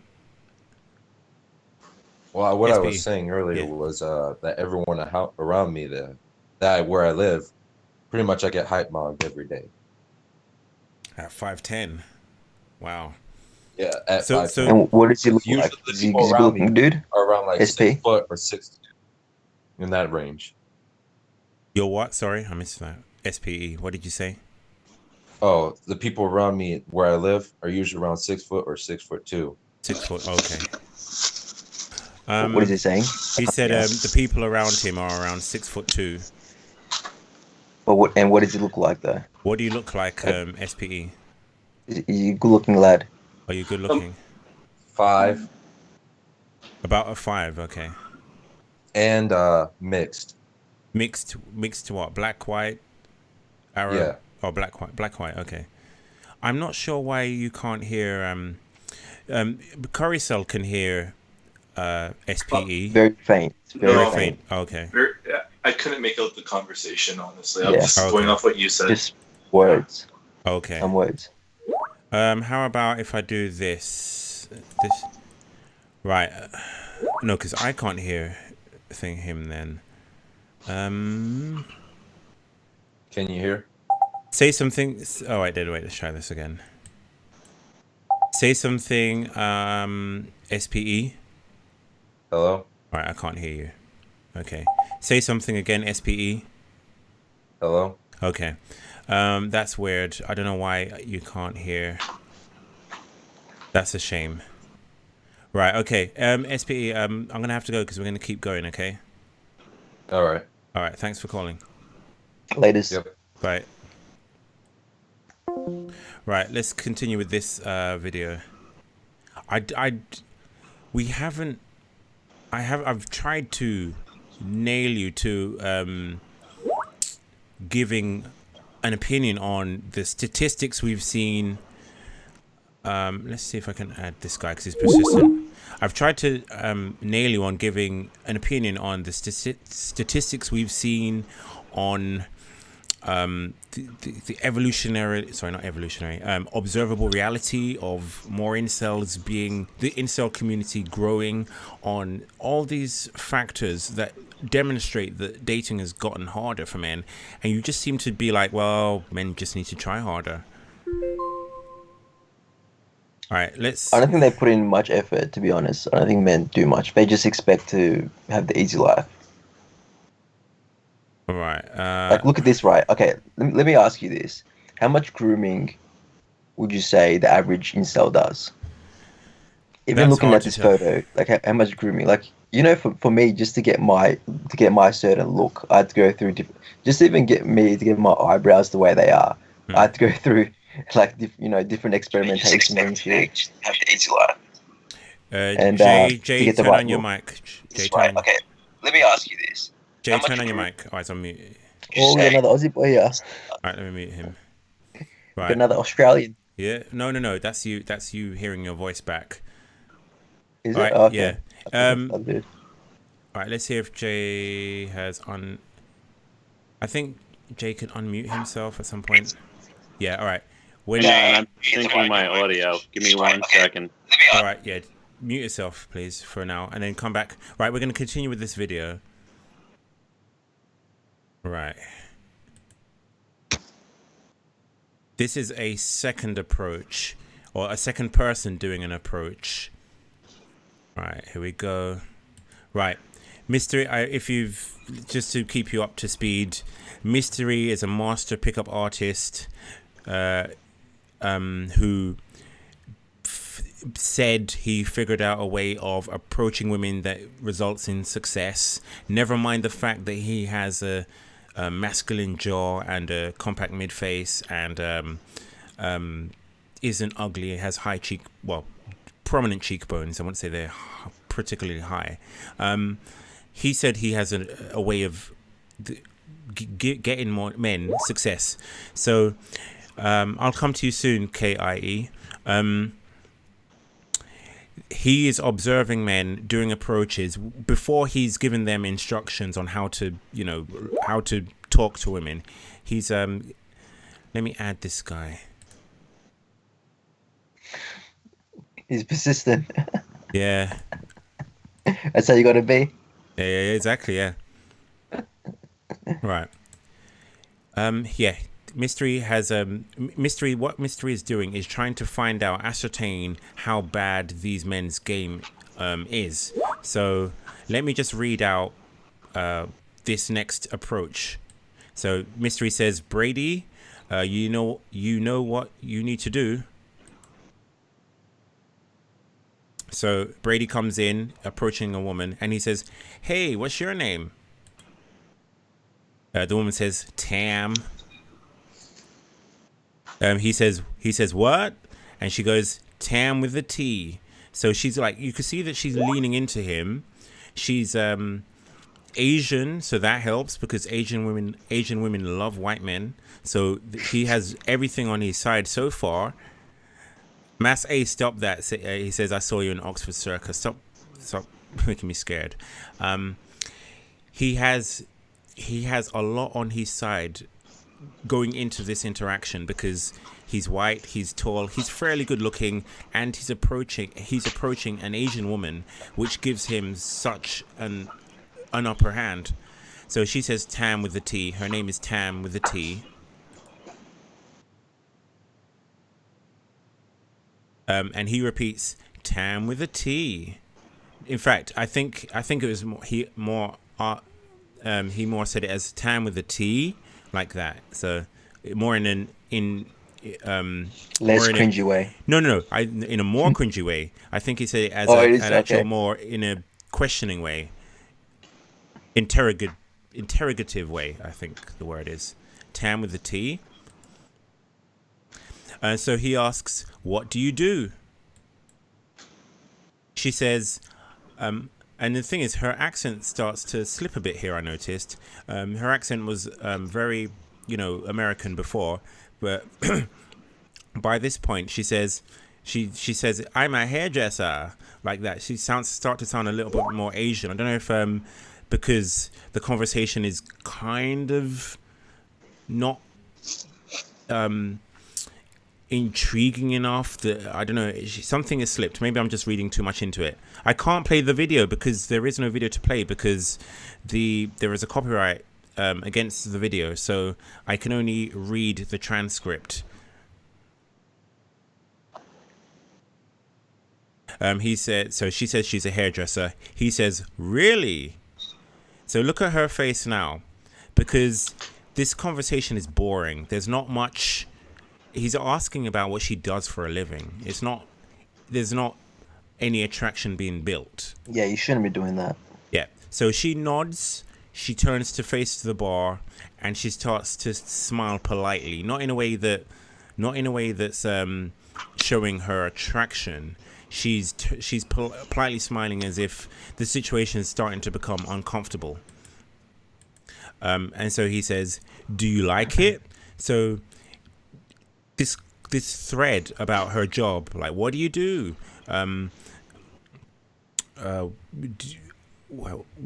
Do you like it? He's not providing any interesting conversation.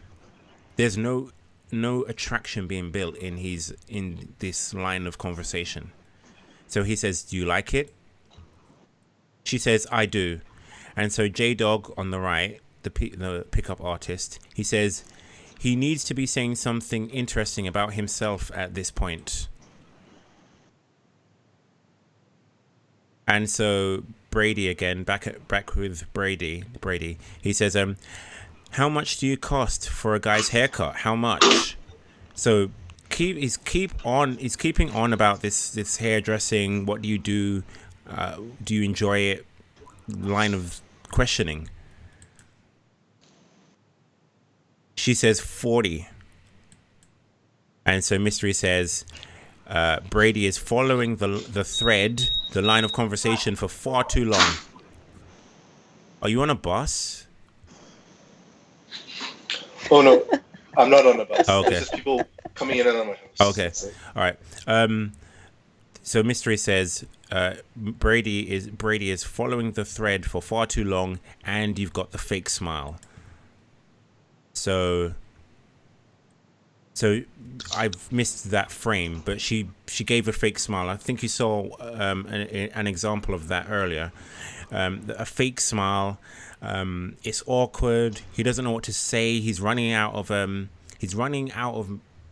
material, out of conversation.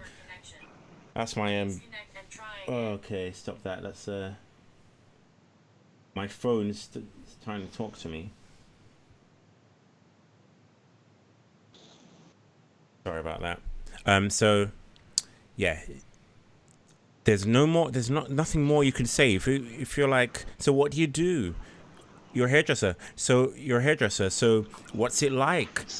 It's good. So do you enjoy doing it? Yes. So how much you charge? Doing that kind of so stuff. There's nowhere to go. You're just going down like you're gonna meet a dead end because there's who cares what she does for a living? It's not an interesting job. So why question her about it this much? Yeah, I remember doing that in Daygame when I was first starting, and I wouldn't have anything interesting to say, and I'll be going up to like university students, like I'll be meeting other university students, and I'll be like, oh, so what do you study? So do you like it? So what's it about? All this kind of bullshit which I didn't really care about. Just because I didn't really know how to have a proper conversation, like way to move it, how to make it naturally flow. Currycell, are you sure that your conversations aren't like this? Just to, because I'm guessing T would think so. It's funny. Like, so early on, like, I'm a pretty conversational guy. I get along with people really well. I do martial arts too. I used to be really conversational, but it came to a point where I end up finding out they have like a boyfriend, or they're not interested, or I'm actually being quite interruptive in their, they're trying to study, So I started that off initially, and yeah, I got a lot of numbers, a lot of rapport, and everything like that. But you get friend zone, you know what I mean? And then sometimes you use you for a ride, so you don't really get that. It's not the end goal that I'm going for. So that's why I kind of transitioned from that to just straight up asking, because what do you mean by that? You got friend zoned? Oh, how did that work out? What was the dynamic? Yeah. Dynamic. They would just say, "Oh, like, can you give me a ride to the mall?" Like stuff like that and shit. You know what I mean? No, go get your own ride. Go and ride and shit. But still, like stuff like that. Like you get interaction. Like, I get rapport, but it's not the kind of rapport you want in terms of like a relationship, what have you. So you're telling. Well, just before we go any further, I just want to go back to the ride thing. So what you're telling me is like you'd have girls that they'll message you like, "Hey, can you take me to this place? Can you take them to that place?" No, and you would go ahead to do it. It's not exactly how that happened. I'm just trying to see. It's more like, emotional tampon. They just tell you about your problems, what have you, but there's really nothing going on. Would you meet up with them and stuff? Would you hang out with them? Yeah. Or was it just like... No, just through messaging. It's just text based. It's just messaging, talking basis, like on the phone and shit. Just like chit chat or what have you. Why don't you go for a meetup? Why don't you ask for a meetup? Oh, but what happens is they postpone it. You know what I mean? They postpone it. We give them 3 strikes. You give them 3 strikes, and then once they give off, you just delete them. Like, sorry, bitch, out. Yeah, but see, that's what I'm saying. See, with me, yeah, I don't play the friend zone. I don't play that card. It's either we're doing something or we're not, and that's it. That's why when I used to do this crap, I think it's bullshit, waste of time anyway, talking to women. But that's why I moved to just straight out asking for it. You know what I mean? Because it's just simpler. I still don't think so. Okay. So I'm just going to get this guy on. It's too unnatural. Why do people take so long to answer their phone if they're listening? Right. But like, to that point, T, sorry to cut you off. Okay, go. Some women say, I appreciate it would be that straightforward. A lot of women said that too. You know what I mean? But at the same time, for a lot of women, it's too much. It's too upfront. There you go. Like one way of doing things is not gonna. It's different for everyone. You know what I mean? And for me, I'm a direct person, so this works better for me, and I got more results that way. But at the same time, like I said, if someone wants to come up to be like, "Hey, do you want to be my friend?" I was like, who the hell is this weirdo? It's just I wouldn't say like that. You know what But I if mean? someone was to come up to me, if I was somewhere and someone would just start to like strike up a conversation with me, just say something, maybe Okay, comment or something, no. Okay, and let then me we rephrase get to start chatting, and then Let like, me oh, let this is me a dude. He's let normal. me take that back. Hold up. Let me take that back.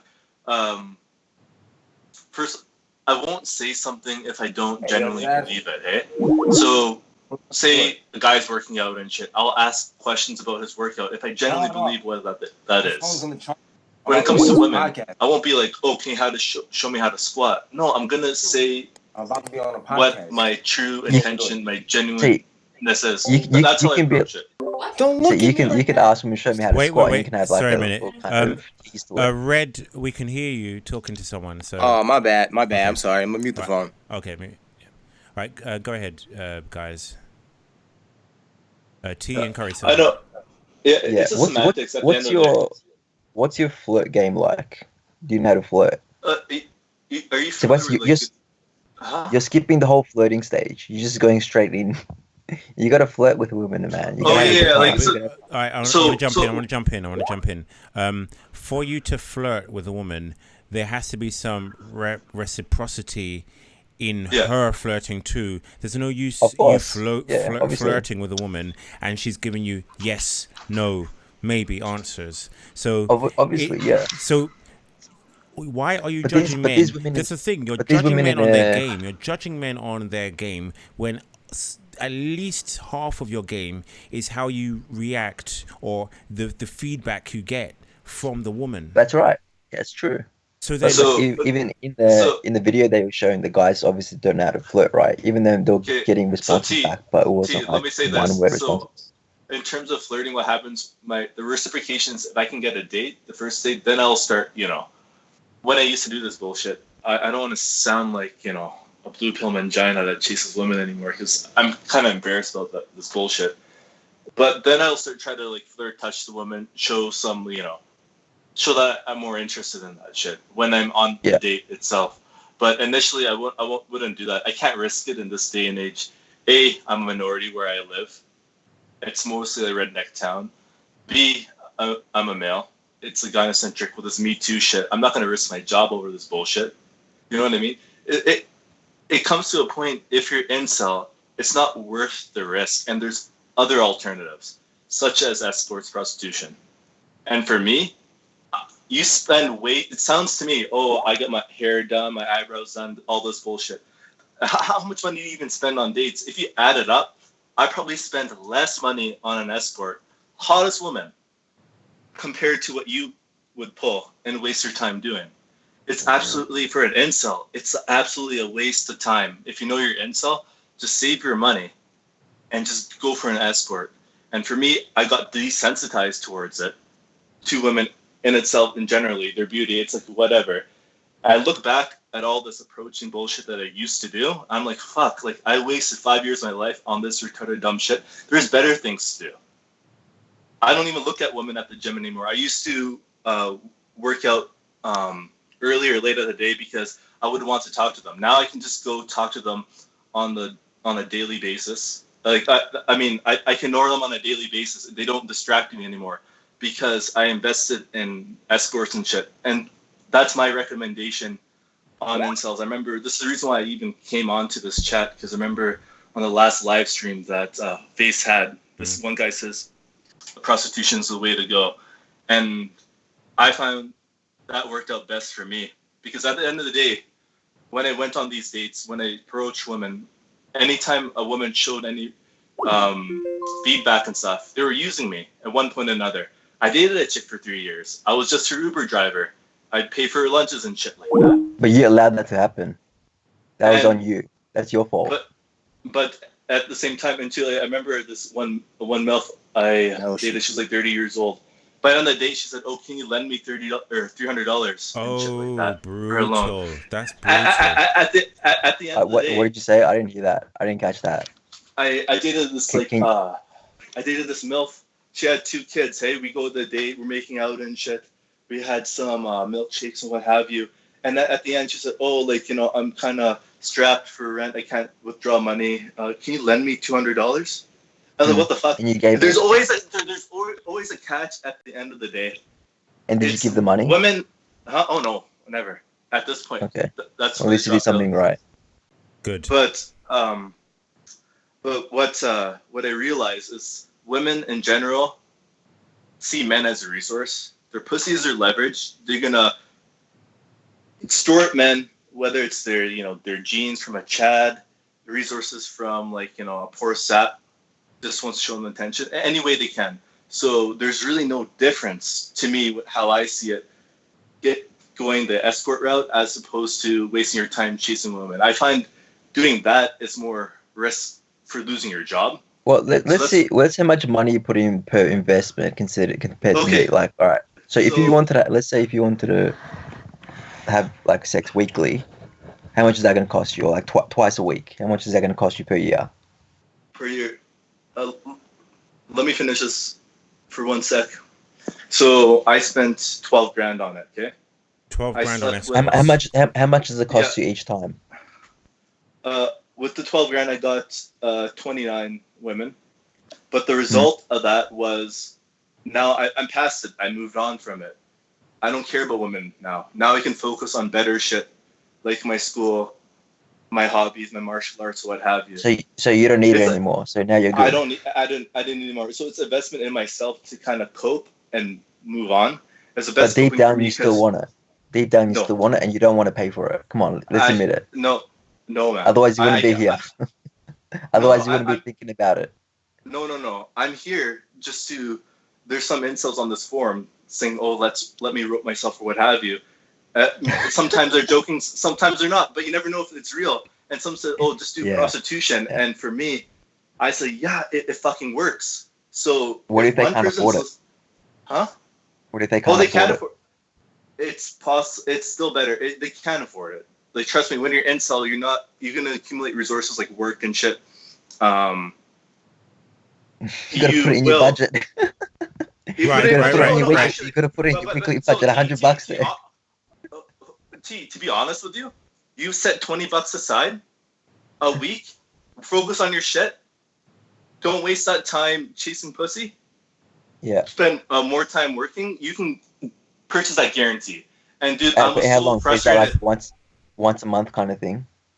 Yeah, you could do that. For me, it was just like half get it all out of the way. Right. I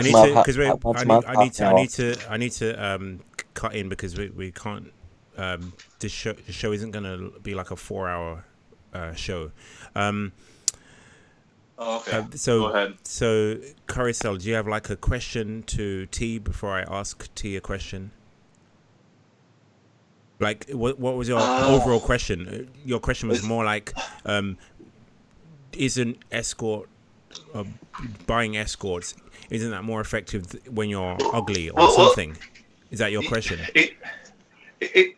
Exactly. Like, that's what I want to ask T. Like, if you can, like, all that time you invested chasing women and what have you, you put that towards working.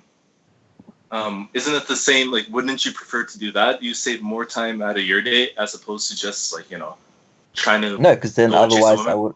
No, because then otherwise I wouldn't have built those social skills. I wouldn't have built the confidence. But there's other social skills you can develop through martial arts, through your work environment, what have you. There's other ways to build your social skills. I did talk. Well, that's the same as saying if you're going to, I don't know. Like, let's say if you're studying for a test, or like, let's say if you're, let's say if you're doing engineering, right? Yeah. You're not going to become a better engineer by going to do swimming. Hold up, guys. The stream is lagging. There's a big red. I don't know if my internet's cut out. Stream is back. All right, let's just wait for that lagging to be over. A big period of lagging there. Hold on. I don't know what that is. The stream says red, yellow, waiting for it to go to green, red again. I'm not sure what the problem is. Face, can you hear me? I don't think it's lagging. I can hear everybody else clearly. No, but you can hear me. You can hear me through on my PC, but you can't hear me through YouTube. Well, I muted YouTube because I didn't want an echo. Yeah. But that's the problem. I'm saying the stream has gone down, I think. I'm just waiting for it to come back up. Oh, and YouTube. Yeah. Okay.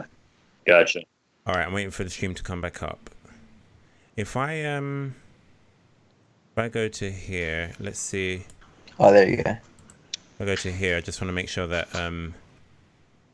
yeah, I'm not playing it. All right, so if I go back to here, still on yellow.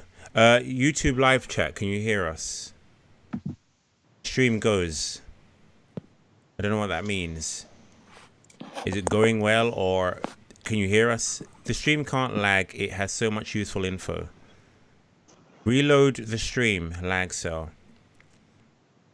All right, I may have to stop the stream and start again. Not start again, but continue. Just tell them to refresh the stream. No, because I can see from my point of view that the stream is lagging as well. So the stream is back. Put the next caller on. No okay. lag, dude. I'm getting I've got yellow here and red. Lag cell. Stream works. Okay, I'm getting people say that it's good. Okay, even though there's a lot of red, you may be hearing words missing. The stream is on. I'm not comfortable with it being red because I'm guessing that some things are being dropped. I don't know if it's red, which is worrying to me because it seems like even if someone may say something really poignant, but like a word or two may be cut out. So I just want it to get back to red. Okay, I'll wait for we'll continue. I'm not comfortable with it being red on that looks lagging again. Exactly. I hear you good, someone says. Jeff Ashton says. All right, I'll let you finish your point. So if you remember what you were saying, T and Carousel, and then because we want to get on to the caller who is Jay. So can you be like really brief? Yeah, so basically for me, it's like it's more cost effective and time effective for an incel going the escort route as opposed to doing game. I did it myself. It's a complete waste of time. I'm speaking from experience. And yeah, I just leave it at that. And you're not in control when it comes to that. The woman chooses you at the end of the time. Right. So that's it. Yeah. Right. Go T. What's your comeback? Well, he was saying something about like developing confidence in other ways, but I'm saying like if you want to be good at one thing, you have to practice that same thing. So if you if you want to be a like big business person, right? You can't go running and become a big business person. It's not going to help. It's not going to be the transferable skills. I get that. I'm fully behind you in that, and I hope I'm proving that by showing you these examples of guys with bad game to point out that bad game does exist. But whereas you can study to be a better CEO or to be a CEO, at all, or you can study to be an architect or a software developer or a scientist. You can't. There's very little you can study to be successful with women. I said that wrong. Successful with women. You can learn things that make you better with women. You can learn things to improve your how you display yourself, how you come across. But you're always going to be limited by your looks. Why don't you recognize that?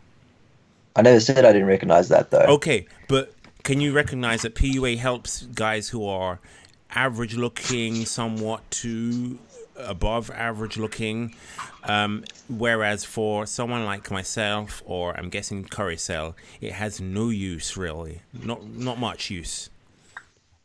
So it's like, okay, if you had to rate Carousel, Carousel, if you had to rate yourself out of 10, like, why don't you answer? Like, do you recognize that pickup art really can't help guys who are hideously ugly? Or if you're a 2, you're not going to get a 10, obviously. No. If See, you're no. three, you're not gonna get 8, obviously. No. Why do people pivot to that? I'm not trying to get a 10. I'm trying to get like a 4. If you're a 4, No, you can I'm try a to get yourself a 3. 4. I'm a 3.5. I'm trying. I'll be honest. I would like a girl who's a 4 because I'm gonna have to be attracted to her enough to be able to perform. So I guess I'm somewhat hypergamous in that I want to go out, date up slightly, but So that's like I'm not me trying to saying get. that I'm I'm not trying to get. I'm not 7. trying to get a 10. I'm not trying to get a 10. I don't So, even like but 10s. hold on. Let me tell you this though. But then that's like me saying, let's say I'm a 7 and I'm trying to get an 8. Obviously, that's going to be hard for me as well. But even 2s reject me, so I get the same rejections from 2. So it's not even more likely for me I to can get get a rejected 2. from 5s and 6s as well. Yeah, but you can at least get 3s or 4s being a But 7. I wouldn't want to. I Yeah. wouldn't want to get it. I But wouldn't I touch can't a get 3 or a 4. anything. I can't get anything. But then who wants to get the 3s and 4s? Like who are gonna go near the 2s I will 4? try. I'm not. Because the I 7s and the 6s aren't gonna go for them. I Because what acknowledge. happens is guys would only go for like 2 points below them and above them, whatever it is, right? But they won't go more than 2 points below them. If it's a Chad, where it's an 8 out of 10, he's not going to go anything below a 6. Some Chads will bang ugly women just for a warm place to put it, and But then that woman will. when they get more attractive? It depends if that's all that's available in that club or that party or that housewarming gathering that day or something. But he won't call her again, and that woman will then think she deserves a guy around that looks level because she got slayed or slain by that guy, that Chad. So she thinks, oh well, now I'm not gonna be open to guys on my looks level that approach me because I've slept with Chad. I've actually been catfished before with like a 4, right? And when I met them, I just wanted to get out of that situation. So we had like a small coffee or something, and then she was feeling it, like she wanted something to get going. And I just dropped it off and I ghosted her, and that's it. I just blocked her shit because I'm like, I'm not dealing with that. I don't want to be in that situation. Maybe some dudes are really thirsty and they got a fetish or something like that. I don't know. All right, I'm gonna have to keep going Yeah, I because would go down that road. Right, Jay, can you do you want to give your opinion? Yeah, hi, Face. Thanks for having me. No problem. I know we talked about a couple of things a couple of weeks ago on one of your streams, so I took some notes from this stream. I wanted to backtrack to that statistic, right? That 28% of men are incel, or 33. I mean, any way you slice it, right? One in 3 men are incel. Is that? I would say it's even more. The thing is, men won't declare themselves as incel or disadvantaged if they have one slay or they've had sex once this year or once this decade. So I don't think it paints the picture as badly as it actually is, because men are going to lie. Men are going to say, well, I kind of did have sex recently, even if they're thinking back to maybe 2 years ago, 3 years ago, or an occasion where they got close to sex but it didn't really happen. They'll just count it as sex. Whereas a woman, you're saying it's getting worse, right? Because we've got the widespread of social media, and this allows women to just be social media and dating apps. The final death knell. It was already bad. It was already bad for men, but social media and dating apps killed it. So to that point, right? You're saying that social media and dating apps are making it worse, and the reason I entertain the black pill is because your evidence, it is well presented. But what I'm saying, my point is that, is there a possibility that there's any confirmation bias here? Because, right, we have this, we've reached this conclusion, right? I've done a couple of experiments. The good-looking guy gets messages back. He gets phone numbers, right? Everyone else gets thrown to the wayside. Is it possible, and we reach this conclusion that, Chad's monopolizing the dating market. That's the conclusion we've reached. However, my point here is, in that equation, right, could there be other variables we're not considering, such as, right, social media? We know it kind of detracts people's social skills in person, right? Like, you have a person who's behind a computer all day. They don't know how to behave in person. And I've caught myself doing this, right? Because as I'd mentioned a couple of streams ago, there were times when I've been more and less social throughout life. And I have a friend who's kind of like all like my female friends tell me, like, oh, your friend, you know, we'll call him S, right, to avoid doxing. Yeah. He's about 5'11", has a high tier normie face. You know, he's, you know, definitely he's not ugly, incel looking. You know, it's not his looks that are holding him back, but we're going into our 30s now, and, you know, he's, you know, never had any type of interaction, really, anything that's not a platonic. Are these women saying that his looks aren't holding him back? No. Like, I have female friends tell me, like, hey, can you set me up with your friend? Like he's cute. Like, they notice his looks. They notice he's good looking, but he hasn't had any he's a kissless virgin. Okay. Yeah. Oh shit. Well, but he doesn't, as a kid, he didn't leave the house much. His parents were kind of overprotective, as a lot of millennial parents are. I agree that may be the case in a lot of incels, but to paint broadly a stroke and say that that's the only factor why men's inceldom is rising is quite sexist, because I don't think we would do that to women. If women were suffering from inceldom in the same numbers as men, we wouldn't say, oh well, it's because they have bad social skills. We wouldn't hesitate to blame men. So but yes, definitely there is a subset of incels who are socially awkward, who don't have friends, who you would expect not to have a decent sex life because they're not, everything surrounding their life isn't conducive to getting a girlfriend, to being successful with women, not just their looks. So I understand. Right, and as I told you a couple of streams ago, there was about a 2-year patch in my life where I didn't have anything going on, and it just wasn't a high priority for me at that point. A 2-year patch. Yeah, but there was a 2-year patch where I didn't try. There are some incels who are like 30 years deep, 20 years deep, 25 years deep with nothing. So a 2-year patch is not bad these days. I'm trying to look at this from the view that you view the world from, right? Yeah. Because what you make a very good case. Your research makes a very good case. You can't argue those experiments.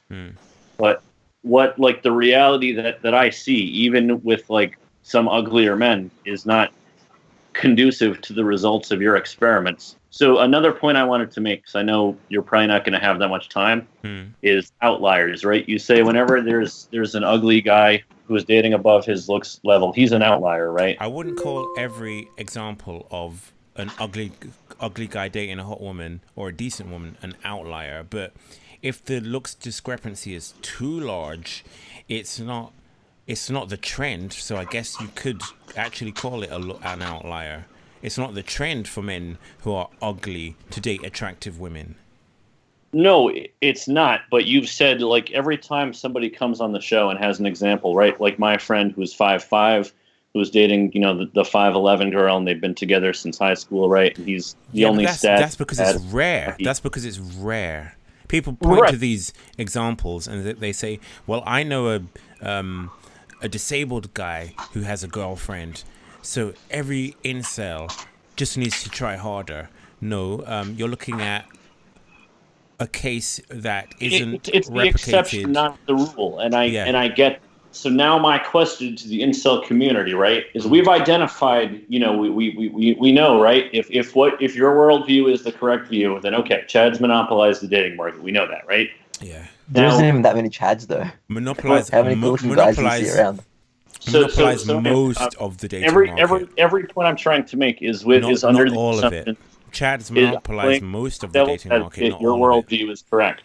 So my question to incels, right, is instead of looking at what Chad is doing and copying them, why are we not looking at the outliers and trying to examine what it is that they're doing that's making them outliers? That's a good question, because it's hard to. Let me answer this first, and then I'll let everyone else jump in.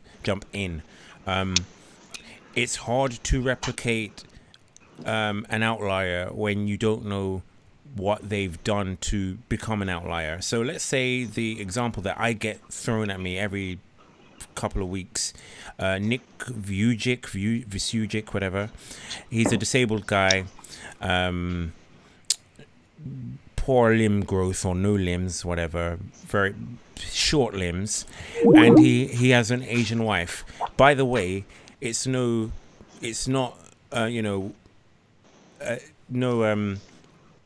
I would say it's not.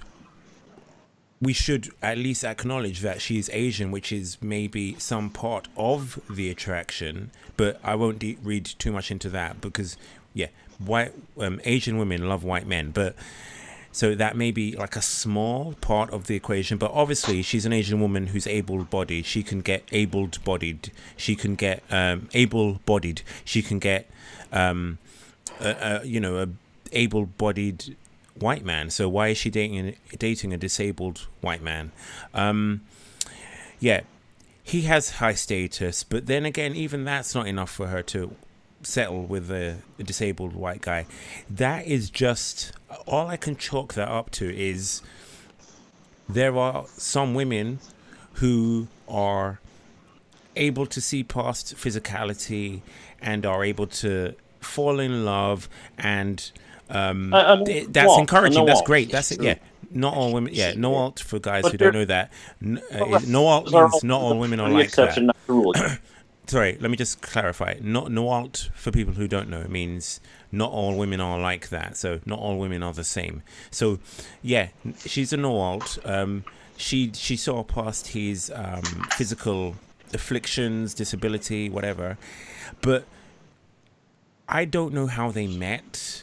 I don't know how many times she rejected him until she gave in and said, yes, okay, I want to date you. Or if she was head over heels in love with him from the start. I don't know if she cheats on him. I don't know if she has a ulterior motive. Like, there are so many things we would need to find out about the outliers that it's pointless. Unless we have the outlier to interview. If we could interview them, then we would find out what maybe drove that outlying situation, and we can find out how to replicate it. But there's no point looking at these without the information. All right, I'll finish. Without the background information, there is no point just looking at the situation at face value and saying, well, I guess everyone could be an outlier. I wouldn't even go the outlier route. It's too unreliable. That's why it's called the outlier. Yeah. People never really follow that stream. So what do you say to that, Jay? Well, in anything you have outliers, right? And I've noticed, right, most jobs that I've had involving any type of metric or anything, I'm usually an outlier, in the higher direction, right? And they're usually, as we touched on last time, right? I'm in middle management now in my company. Done it with a consistent track record, and when it comes to the dating scene, consider myself a bit of an outlier too. As I'd mentioned to you, I like taller women, and I'm only 5'8". Okay. I'd mentioned in the past year, I have slept with 3 women who are all taller than me, and we know, right, that those tall women are the ones who are always, oh, you need to be at least 6 feet because I like to wear heels. No, they're all women. All women say most women say I need a guy. Look at the example we saw on a live stream a few months ago. Penny, the woman in a wheelchair, she was 3 foot tall. And that's if you, I wouldn't even say tall, because she sits down in a wheelchair most of the time. So she's 3 foot sitting. And she demanded a guy who's over 6 foot. Yeah. So many women want a guy who's taller than 6 foot. So many short women want a guy who's tall, because they, I guess somewhere in their psyche, unbeknownst to them, they want to overshoot, because they don't want their children to be short. So they want they want to overcompensate. Right, which is actually a fallacy, because the short height gene is actually the dominant gene. But anyway. Yeah, exactly. So they don't realize that. They don't care. They don't care. They don't realize it. To that Dude, point, I remember this. If you open up Tinder though, right, you're gonna see the women that are 5'8" and up are always gonna be the ones who say I've seen a short woman say that in a Tinder profile maybe once or twice, but you all like the types of women that I go for. Like my girlfriend she's 5'10", so she's taller than me without heels, right? Already. And then in heels, she's like 6'2". But in like these tall women's profiles, you always see, oh well, I'm 5'9", so you need to be 6'1", so that I'm taller than you in heels or whatever. I get that. They have more of a need to, I quote unquote need to want a man who is taller, because if they wear heels, they don't want to tower over their boyfriend. But short women still want a tall guy. Let me in fact pivot to this. This is a comment. I don't know if you can see this, Jay, on my screen. I'm not debating you on that. This is a comment from a woman. I'll read it out anyway. This is a comment from a woman. This is a comment from a woman. She says, I never actively thought at any age that I preferred a tall man. Honestly, I just preferred they be taller than me. And at 4'11", so she's 4'11", finding a guy taller than me was pretty easy. He's 6'2", and I usually tell people I only married him so he can reach things on the top shelf for me. So again, the meme gender. Women will say, oh, I'm only 4'11". I don't need a tall boyfriend, but my boyfriend just happens to be 6'2". As if they didn't seek it out. We went over this list last time. Height helps you with whoever. But I'm saying, right, like the fact that like for a tall woman, she's gonna be probably more so discriminatory about that. I accept that. Yeah. And the fact for me, right, I consider that an outlier. That in the past year I've slept with 3 women who are all taller than me. Well, one was the same height; she was 5'8" also. But we were. How many that were shorter than you in the last year? I don't go for women that are shorter than me, and actually, I have a personal anecdote about that. You like them Amazon women? I have a complete Amazon. You like the snow stuff?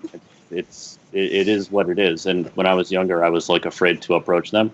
So when I was younger, I dated women who were shorter than me. I had one, I guess, quote unquote, Stacy girlfriend who was like 5'2" or 5'3", but she was she was terrible. So that kind of like, I guess that put a sour taste in my mouth for all short women.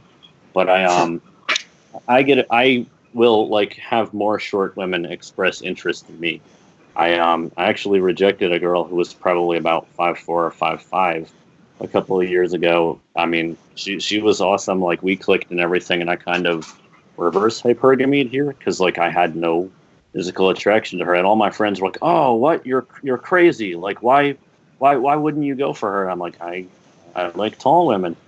But it's just personal preference. That's the same thing that applies for women as well. I'm saying being shorter, it should therefore be more difficult for me to get with like the taller women, right? Like they would have the strictest height requirements. But I've been able to do it, so wouldn't that make me an outlier? It depends on how good your face is. Is that Red who said that? Yeah.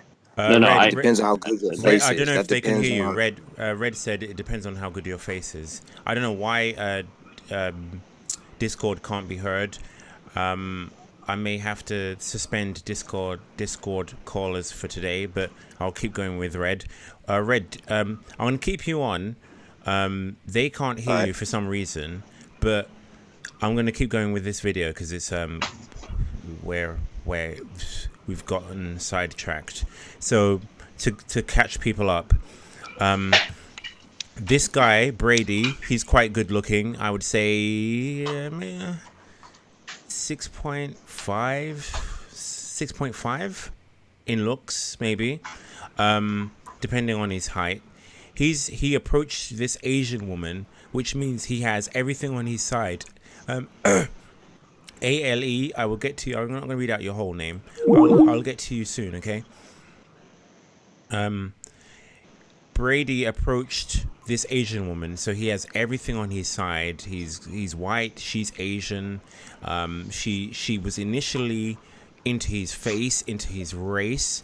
He approached her by asking her, so what do you do? I'm a hairdresser. So do you like it? So how much do you charge for a man's haircut? And like he followed the same line of conversation until she got bored. So let's keep going with this video. So he says, "That's good. Good job," he says. "And do you notice her turning away, like she's looking towards the bar?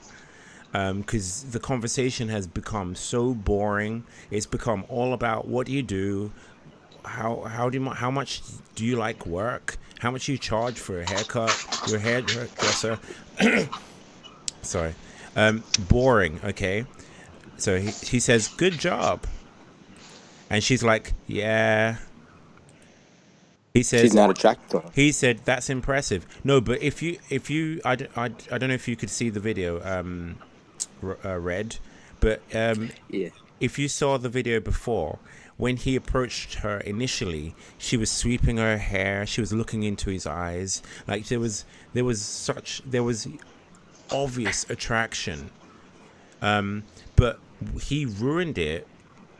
I'm gonna say it. Sorry if this makes me sound not black-pilled, but he ruined it with his game.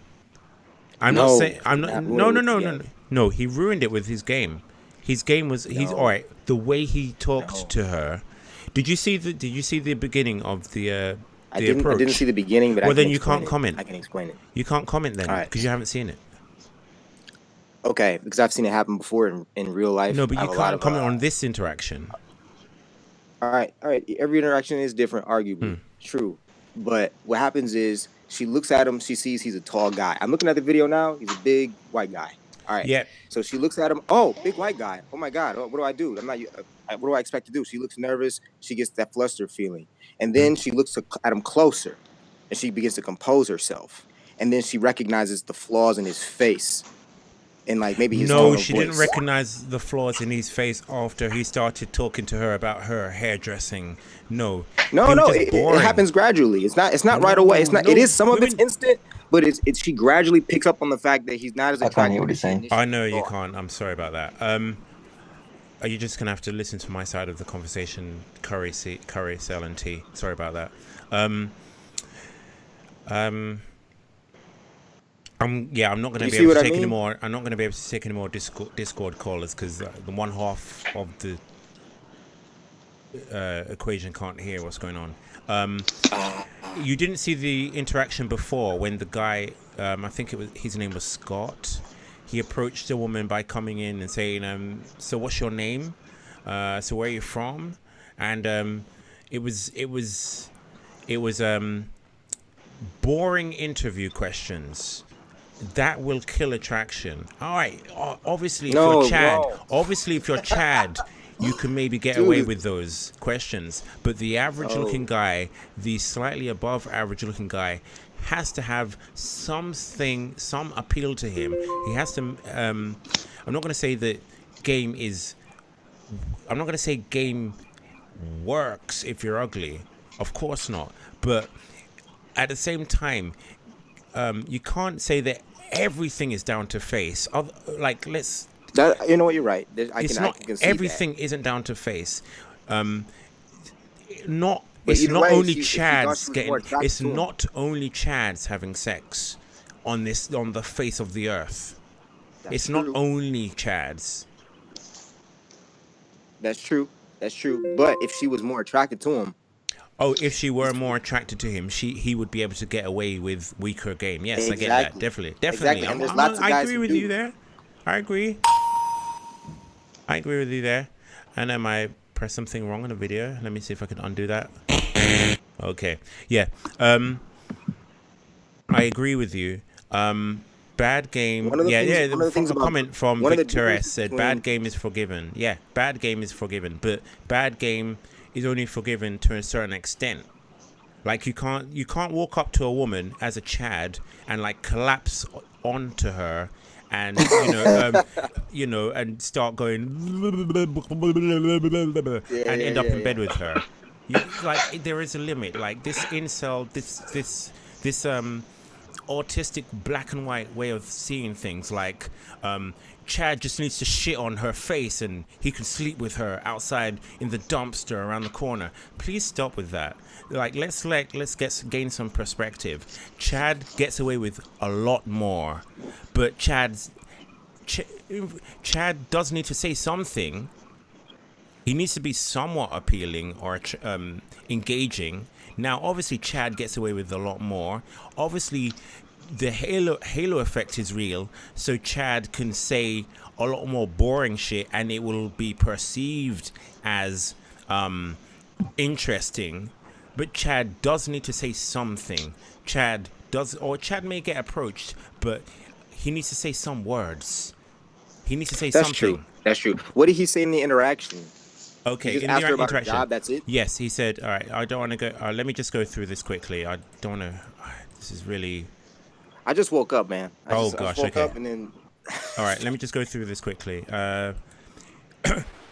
He said, what do you do? She says, I'm a hairdresser. He says, really?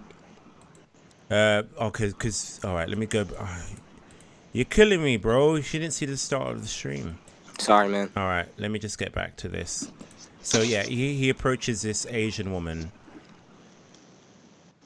All right, let me get to it. All right, so I don't know if you know the story. Mystery is a pickup artist who is instructing these men how to approach women. First of all, he's trying to get a gauge on how bad their game is. So he hasn't taught them anything yet. He threw them into a nightclub and he's saying, approach women and show me what you got. All right. So Mystery says, Brady, you know what you need to do. So, go and approach. So Brady comes in, he approaches he's white, he approaches an Asian woman. He says, hey, what's your name? She says, Tam. He goes, what? She says, Tam with a T. He says, okay. He says, Tam with a T. He's nervous. He says, what do you do? She says, I'm a hairdresser. And she's looking at him. She's obvious attraction. Very she could just be being sustained, polite. No, she's attractive. I see that. Sustained eye contact. Are you looking at the stream? I'm looking at it. You're right. She says she's like very into him, or from what I can perceive, into him. He says, really? And she nods. She turns to face the bar. It's a polite smile. It's like she wants him to say something a little bit more engaging. So He wants him to entertain her. Yeah, maybe that's what it is. All right, so let's keep going. He says, pardon me. He says, do you like it? As in, do you like hairdressing? She says, I do. And so one of the pickup artists, J-Dog, says he needs to be saying something interesting about himself at this point. He has to entertain her. Not entertain her or be more engaging. You have to understand, women aren't that interesting. Women don't have like amazing hobbies and are, you know, driven to do things unless they're copying men. So women aren't full of engaging stuff to talk about. What do women like doing? Shopping, watching television, social media, posting on Instagram. Women don't have a lot to really discuss that would interest a man. So getting laid out by chats. Exactly. So the burden is kind of on us. Not to say that women can't just try to be appealing, but I've noticed through my own interactions that you will need to carry some more than your fair share of the conversation, especially if you're not good looking, for, you know, at the outset, and then maybe the woman will kind of warm to you a little bit more. But then again, if you're Chad, she will carry the conversation. I get that. So I'm not saying, but the thing is, why don't copy Chad? Because you're not a Chad. You can't copy Chad's game. You need to do what the average looking man does to get laid, or the average looking man does to get his success here and there. All right, so let's keep going. Apologies for coughing. How much? So he says, how much do you cost for a guy's haircut? How much? She says 40. And then Mystery says, following the thread for far too long, and you've got the fake smile. So she does a fake smile, which I missed in this screenshot. She's looking down at him, like looking for him to say something more interesting, more engaging. He says, that's good. Like referring to the hairdressing, that's good. Good job. And she says, yeah. He says, that's impressive. And then she turns away. I don't know if the live chat can see this. I don't know if you're seeing this now. Red, Curry Sale T. I don't know if you're all seeing this. She turns away from him because he's not saying anything interesting. All he has done is ask her what her job is and how much she charges for a haircut. He's not engaging. Not engaging. All right.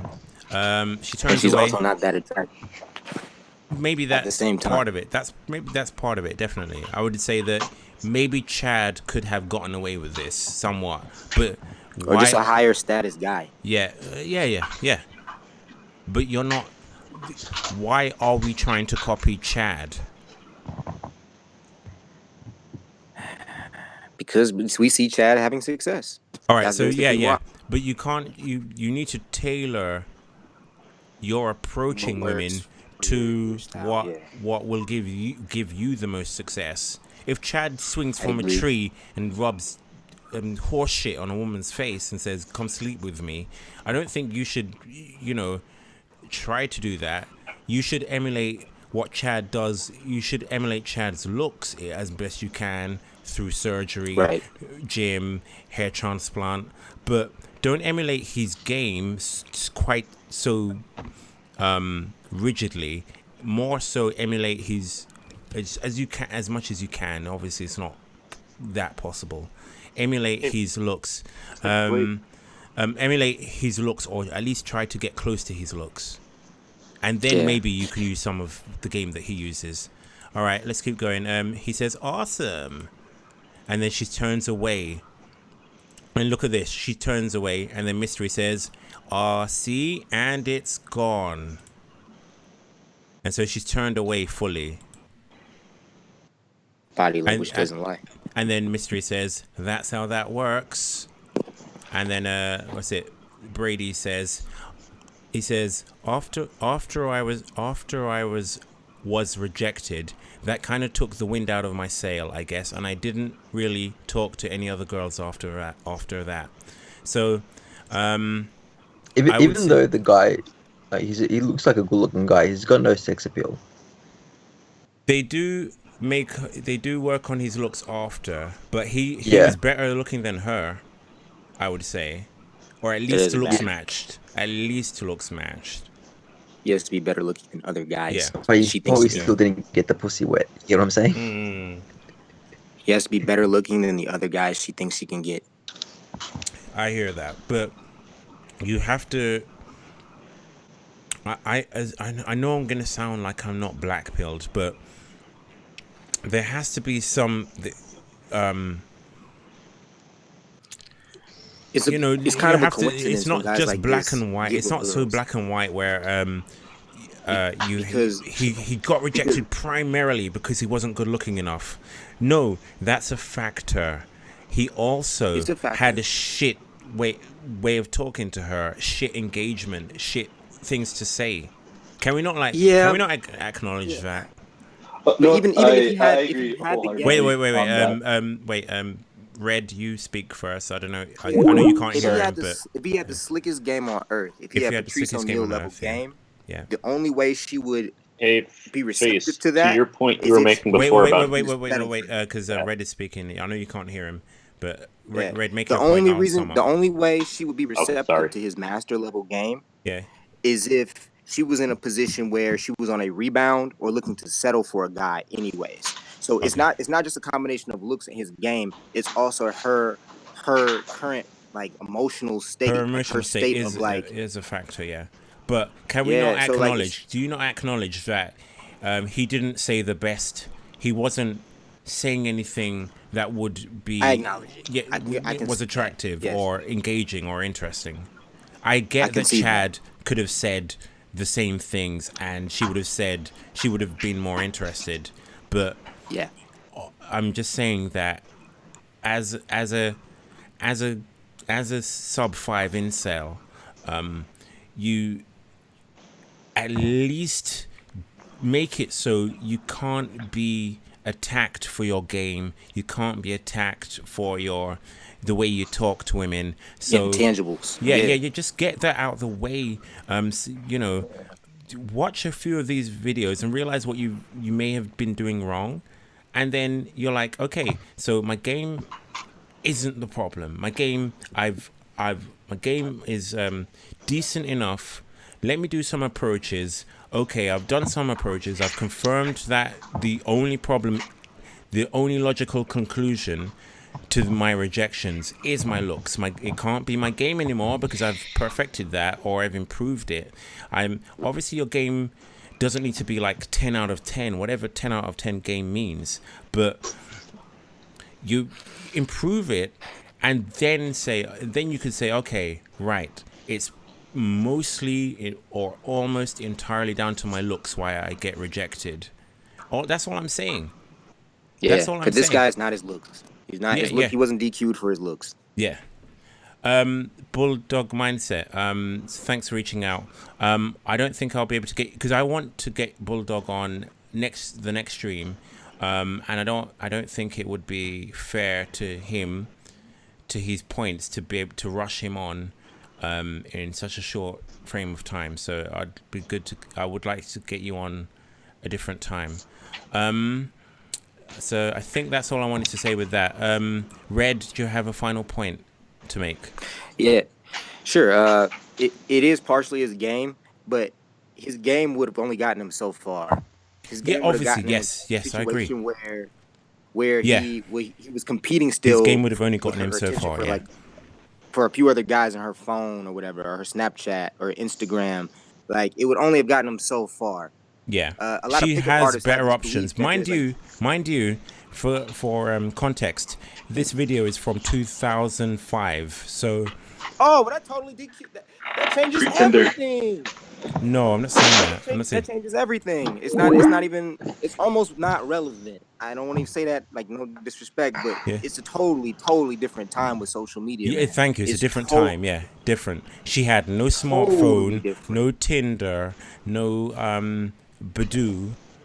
I don't even think many women used POF unless it was on a PC. No women used POF on a phone in 2005. It was taboo to use that stuff. Yeah, exactly. So this rejection says more about his character, his game, his approach than it does about looks. Obviously, I'm not saying I'm not saying, hey bro, just do a PUA boot camp, bro. Obviously things have changed since then, but I'm just saying for context, yeah, this is from 2005, so this woman didn't have Tinder, didn't have options on her phone. Yeah. Then it's his game. It's his character. I mean, he had a chance. She wasn't gonna go home with her that night. I don't think she was that attracted to him. No. But he still had a chance to maybe like go on a date with her. Face, can I ask you a question? Yeah, he had a chance. Who's that? T or Carousel? It's Tahoe. Tahoe. Tahoe, what's your point? So we're to avoiding a fallacy here, right? We're saying that this game doesn't work, so therefore it must be my looks. But who says that this game that Mystery is teaching is, correct or even, remotely correct? Because, I think we talked about PUA previously. We kind of know that it's a scam, right? No, yeah. Like again with the black and white thinking. PUA, the industry PUA is loosely, I would say, a scam, but some of the concepts have some legitimacy. They're not. All right, let's be concrete. Let's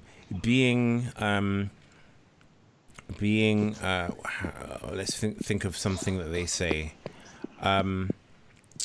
Not being not even that. Not being needy. So they emphasize not being needy. So if you don't get a response to one text, don't send a follow-up. Don't be like, did you get my last text? Don't be like, I agree with so when are you gonna call me back? When are you gonna call me back? Like don't be neat. Like send one text. If you don't get a response, give it a day, then delete her number. Like that is good advice. That's good advice. It is good advice, but that in itself is a red pill concept right there. Is that that's changing a woman's perception of you, right? If she views you as needy, she's going to lump you in as a beta. Now, but my point to this, right, is that like that. Oh, it must be my looks. Where do we draw the line that looks are one component and behavior is another? It's not like. Are you just saying that like looks are maybe 80% of it, behavior is 20%? What if you were to give everything a percentage? What would you say looks is? How important would you say behavior is? I would say initially looks are like maybe 70, 90, 80 to 90% of things, but the interaction does, like, so if you're hideously ugly, even with the best game in the world, you're gonna struggle. You're not gonna. It's almost entirely over for you if you're ugly. But that doesn't mean that if you're decent looking, you can afford to have terrible conversational skills. And a lot of guys don't realize how bad their conversational skills are. That's my point. Okay, and that's fair. I just my whole argument is that I think like, while I'm not doubting that looks are important. That is the first thing a woman notices about a guy, of course. But I'm saying like in the case of my friend, right, my Chad Light or high tier normie friend, like his social skills completely just like once he starts talking, it destroys the interaction. And I know that a lot of women view him as attractive because I've had, so you agree with what I'm saying then? I agree in part. So what do you disagree with? I disagree that looks are the end all be all. I'm saying that behavior is a component and looks are a component, and you need a balance of the two. Okay, what do you say? Will only do you think they're equal? What? Do you think looks and personality or vibe or confidence are equal?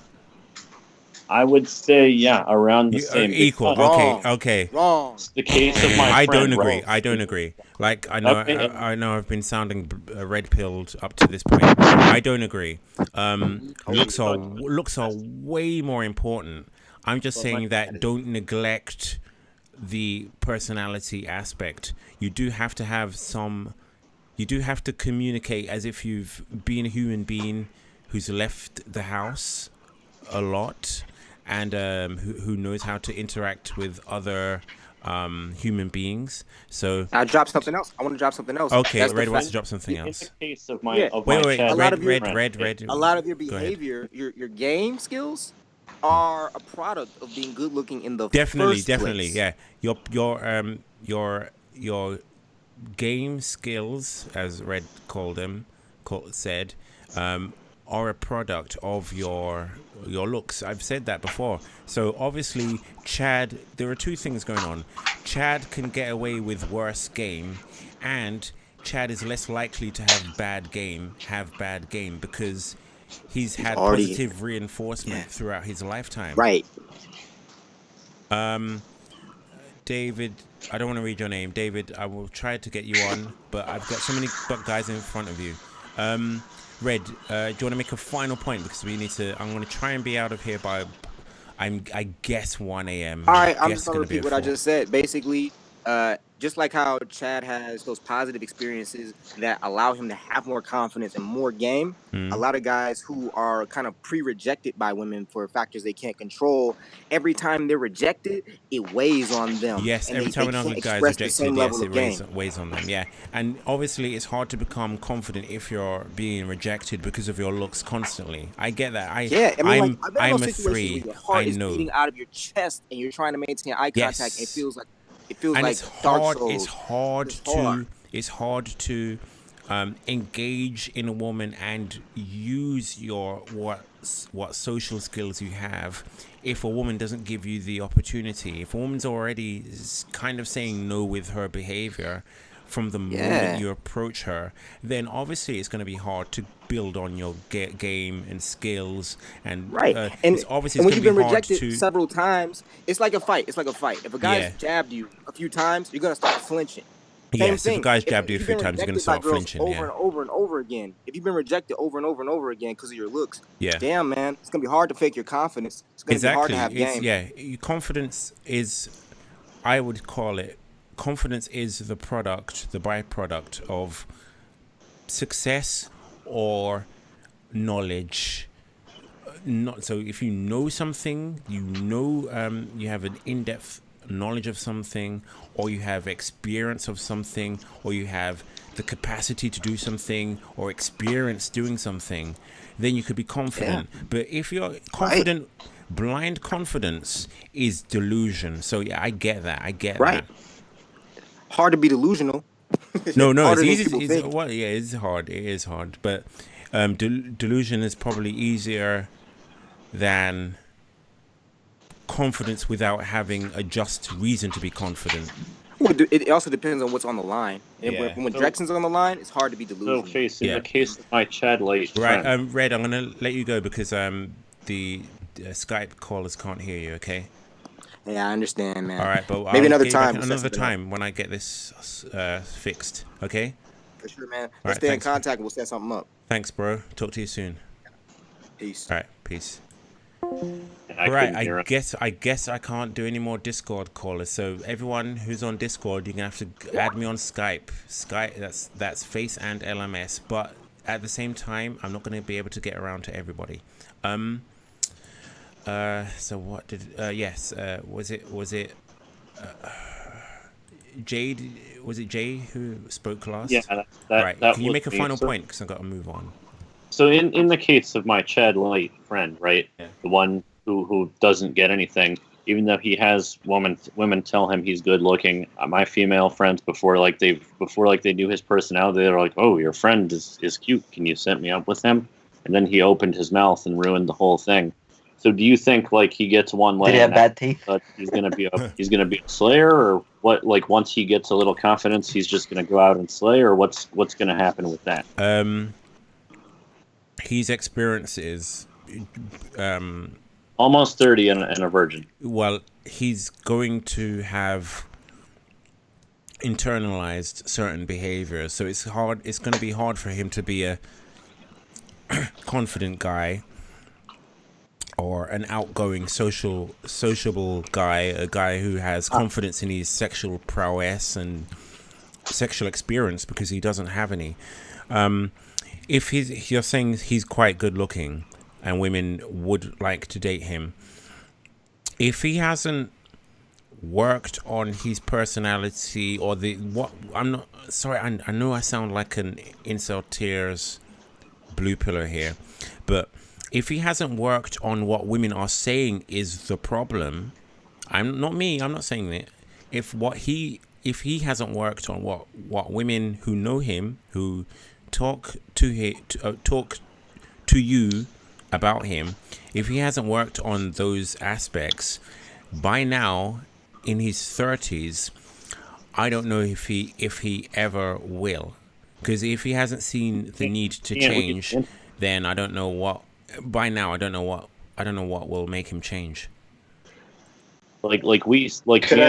See it. Say your point, Jay. We've seen women say, we've seen the women approach him and start a conversation, and the problem is he can't read the interest at all. Does he have autism? Does he have autism? Interested. Yeah, I was about to ask the same. Does he have autism? It's not diagnosed.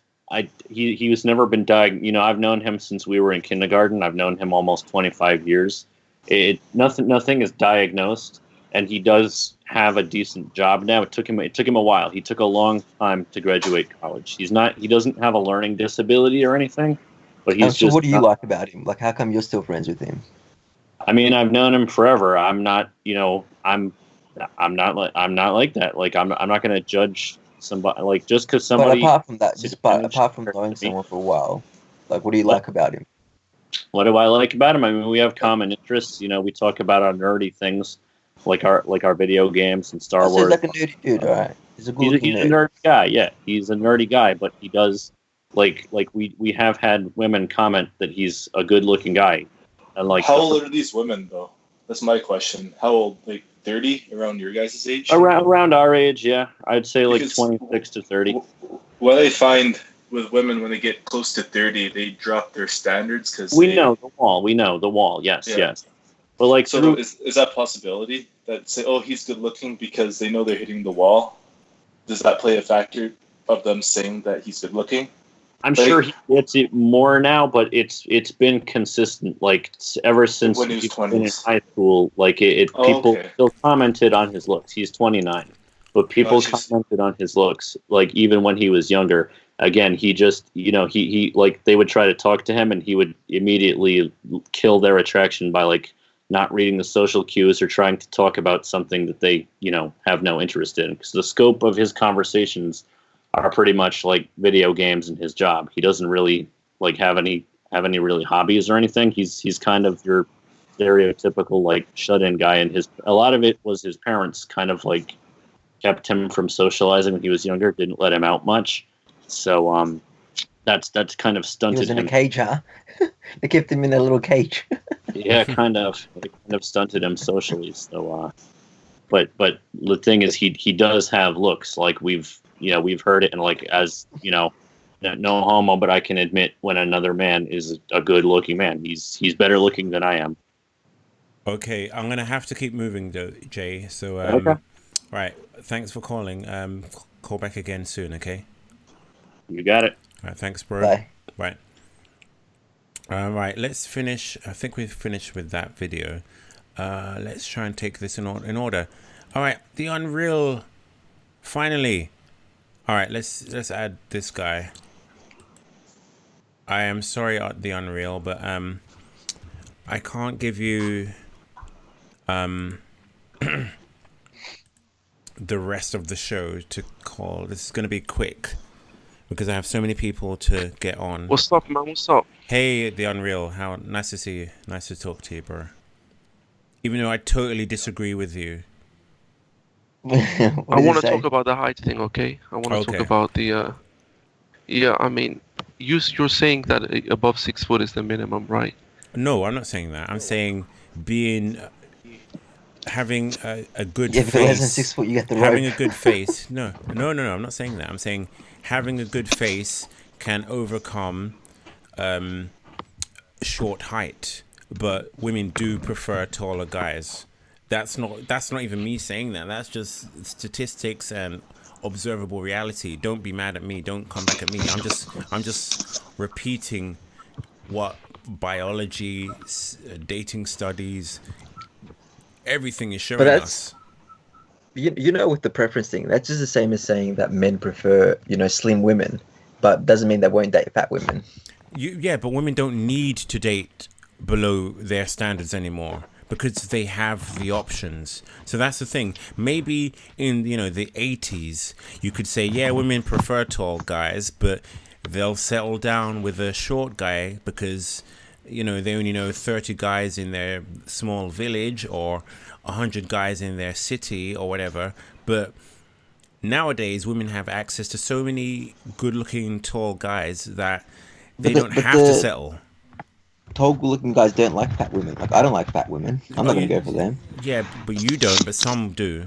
And I'm not saying fat women. I'm saying short women who want to date tall, good-looking guys. Short's fine. They don't have to. They don't have to settle for a short woman. Doesn't have to settle for a short man, or an ugly short man, or an ugly woman doesn't have to settle for an ugly woman doesn't have to settle for an ugly man. Yeah, but like, let's say a Chad, he's not gonna have 5 girlfriends, right? A Chad isn't gonna have 5 girlfriends. Because the girl's not gonna like that. Some don't mind. But anyway, the Unreal, what was your point? A girl's not gonna like a guy cheating. I was saying that most short women are prepared to date short guys.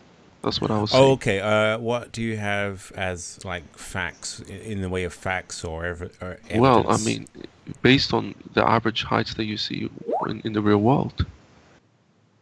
I mean, so based on the average height, you think that women prefer the average?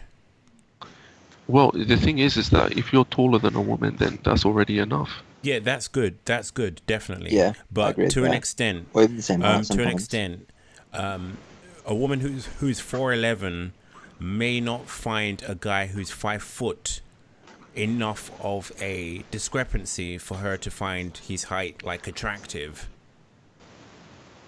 Well, 5 foot is, I mean, you see that only very rarely. Yeah, I'm saying, but all right, then 5'4", a woman who's 4'11" may not be open to dating a 5'4" or 5'3" guy. And I've had a 5'3" guy on here last time. I want the Unreal to. Yeah. I want the Unreal to reply to that. Sorry, I keep getting kicked out of this. Okay. I said a girl who's 4'11" or maybe 5 foot may not see, or even up to 5'2", may not see a guy who's 5'3" as a big enough height discrepancy, or whatever you want to call it, for her to find his height attractive. Yeah, but we see that all the time. I mean, where is all the time? Where is this all the time? Just go outside and you see guys with Trucha Collins dating supermodels. Like, where is this all the time? Why do people say this shit? If height is such a big deal, then I would not be towering over guys with girlfriends all the time. Then why am I towering over them? Because your face isn't good enough. No. I said, why am I towering over guys with girlfriends? You're towering over guys with girlfriends. In terms of. Yeah. So what do you mean? You're guys... not, so what you're saying? You're not. I do the same. He's a tall guy, but because my face is much shorter. So you're saying. But that doesn't make any sense because you're saying that they all look like Tom Cruise. They don't look like Tom. They're not short, good-looking guys that look like Tom Cruise. They look better than you or me. How can you prove that? Because the women want to date them. But you're projecting. Okay, you're projecting that onto your personality other guys. Must be disgusting. Then that's why women are rejecting you. Your personality must suck. Is it your looks or your personality? Let's make it clear. What sucks about you? Is it your looks or your personality? No, it's a multitude of factors why a guy for many reasons. Then there's a multitude of factors why a guy would not be getting with a woman. You're putting looks on a higher pedestal. I've been telling you guys this for the longest time. You're putting looks to the top, but you're not focusing on other factors. That's why you're not getting success. Oh, and why are you not getting success? That's not the point here. Oh, We're not talking about... no, it's not the point. Okay, all right. But do you get success or no? It's a well, no. Here's the thing. I We like have how to you understand, okay? sidestep that, by the way. We have to understand, okay, that when it comes down to looks, if we can see unattractive guys with women, okay, and you're going to deny it, so that's why there's really no point discussing this. But if we can see unattractive guys with women, then why are we going to say that, okay, that unattractive guy, he's got a girl, so how is the look stopping these other guys? Why is it not stopping them from getting women then? There are different factors to bear in mind. Like resources, money, and stuff. But you're Not making always, assumptions. not always, I'm not not talking always. about rich Not guys. always. I'm not talking Not about rich always. guys. There I'm are talking about average. There is definitely a what would I call it? There are women who will date. No, sorry. The point I was going to make is, it's hard for some men, most men, I would argue, to rate men fairly. Because if you see a guy who's maybe shorter than you or maybe a different race to you, you'll think, he's not maybe of an attractive race that I am. My race is more prestigious, or my height is more prestigious, or I look better than him. You're not realizing that he actually looks better than you because you don't know how to rate. You're not looking at his gonal angle. You're not looking at his brow ridge. You're not looking at his compact mid-face or the density of his eyebrows or the shortness of his philtrum compared to his chin height. You're not looking at various factors that may make him attractive to women that you would overlook. So that's one factor. You're probably downrating guys who mog you. Maybe they're not as tall as you, but they probably mog you in other aspects of their looks. But it's not based on one guy. It's based on observing thousands of guys. Thousands of guys mog you then. No, it's not about... You're talking about this mogging thing. It's not about that. It's all about right, then why are women choosing them over you then? You're not approaching the same women. All right, which women are you not getting? Which women are you not getting? Let me give you an example. So if you approach a woman, you're claiming that woman's rejecting you because of your looks. Yes. But you can't prove that. No. All right, have you not seen the 3 hours I've been doing? I'm saying that there is a definite... what do you mean 3 hours? Of streaming that I've been doing. I don't know if you've been on here for 3 hours. I don't know. Okay. I've been going through pickup artist videos for about 3 hours now. Yeah. I've said that, or 2 hours maybe. I've said that there is definitely such thing as bad game. I said there is such thing as approaching a woman and saying the wrong things, saying things that are not conducive to generating or furthering attraction. I've said that that's the case. I thought you would be on my side for this point. Actually, there is a contingent, there is a subset of your attraction or attractiveness that is your personality, your game, your social skills, your humor, that kind of thing. But that's just a small subset of it. Do you agree? I don't put looks on a pedestal. I don't think that looks are of any major importance. That's you don't think looks are no importance. So not major importance. I didn't say no importance. Your personality sucks entirely then. Let me say something. Here's the thing. A lot of guys, they're not understanding that what it actually takes. They're not actually, their expectations are unrealistic. Like, they think that, okay, I got rejected a few times. Like, for example, if they get rejected by a 4 out of 10 girl, they think, okay, I got rejected by a 4 out of 10. That means that I can't get a 4 out of 10. That means that I have to go for even lower than that. But that's not the case. You cannot base it off of 1 rejection or even 5 rejections or even 10 rejections. That doesn't prove anything. Okay, so why do you get rejected? Why do I get rejected? Yeah. Well, everybody gets rejected. All right, why don't you have success? It's not that I don't have success, it's that I haven't put a relevant amount of time in All right, You so have to put. you low See, testosterone, you don't want a relationship, or are you this is focusing the on thing. other things? This is the thing. This is the thing. What I'm saying, okay. What I'm saying is that you have to put the relevant amount of time in to get the results. Can I butt in real quick about Okay, that? I have to go soon, so Yeah, this is I'm gonna but cut like, this short. I may have to do a second yeah. stream tomorrow or something, but Just a yeah, quick go point. I agree with them, but like how much time you're putting in. Like I wasted like 5 years. I got like like a handful of dates, like 25 dates, but that's putting like a lot of time in. And so at what point do you they say enough is enough on wasting your time doing it. You can't do this. Sorry, let you continue speaking.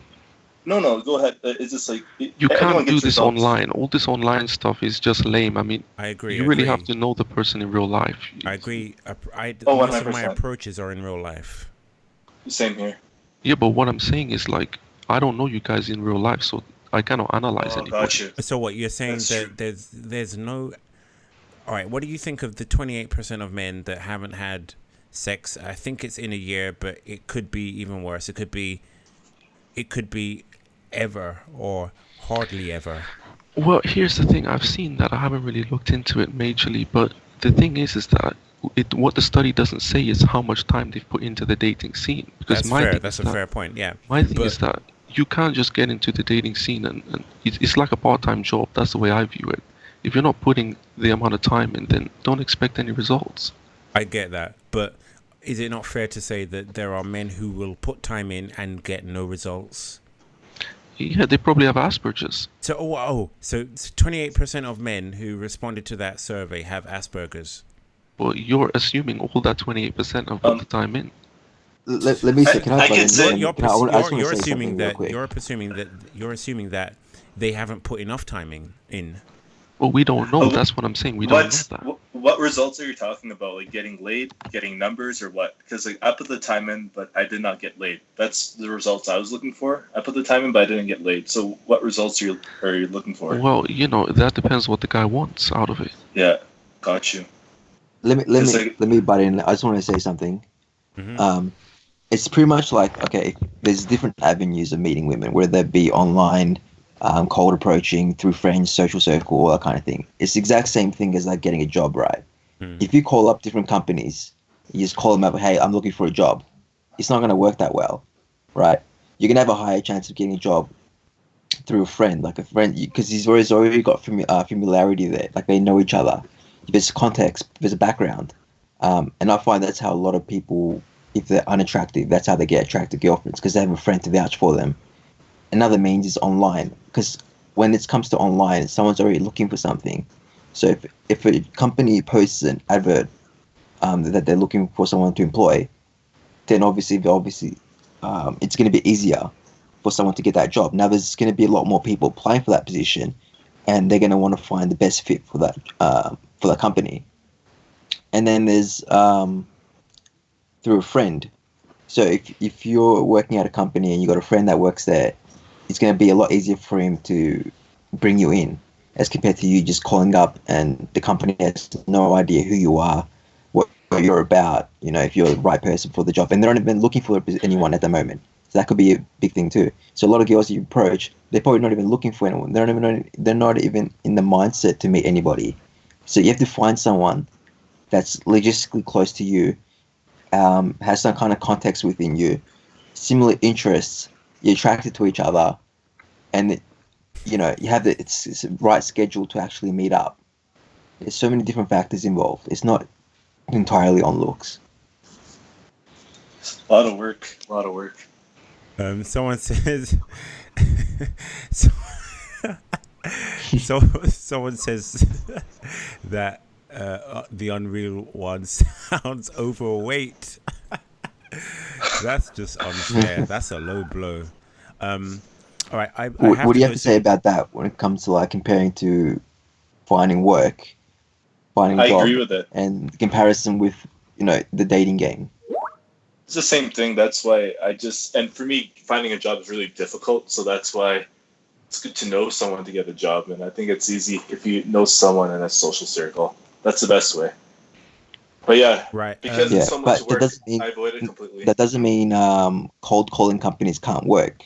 Cold calling Oh, companies it does requires work. you to be really good with your selling ability, because you're going to be selling yourself to the company, even though maybe they're not looking for anybody. Just less percentage, less success rate percentage or whatever. That's right, exactly. Right. The Unreal, I have to go, but would you call in tomorrow? I may do a stream tomorrow. Would you call in tomorrow, the Unreal? You know, you guys are not gonna agree with what I'm saying. You know, my thing is to the open-minded people. These are lookism guys who are, you know, in too deep with it. I mean, I used to be a lookism guy, but some of you guys are too deep with it. So what did I say today that you disagree with? What did I say today that you disagree with? Well, I haven't watched them. I've watched a bit of it, but based on your videos, I mean, all right, based you're on my saying videos, that, not based on anything I said today. I haven't watched too much of it, but right, what I said today, quick summary. I said that your game, the way you interact with women, can have a detrimental or positive effect on how you're perceived by that woman. Do you not agree or disagree? Yeah, the way you behave is a fact. Obviously. That's what I'm saying. Yeah. So we agree in that respect then. So yeah, I'm not talking shit then. I mean, the point that I'm making is so that you don't even want to admit. You agreed, but you're like, your mind said just don't agree with Face because no. I'm actually saying something that I thought you would agree with. I said that the incel community needs to take account of the fact that personality does matter more than we give it credit for. Obviously, it's your looks are the biggest factor in attracting women. No, I disagree. Right, then you don't agree with that point. But I am saying that the incels need to acknowledge that there is such thing as bad game. And you would admit that too. There is such thing as speaking to a woman. Incels have no game. Incels have no game whatsoever. What? So 100% of incels? Which percent are we talking about? Here's the thing. These guys, 100%? you know, 100%? These guys don't even want to meet me in real life. Let them meet me in real life. I'll record them, and we can do this thing. Simple as that. You want to record me? I mean, you're not gonna allow you, but if you want to, yeah, I'll record you. Don't record my face. No, I have to though.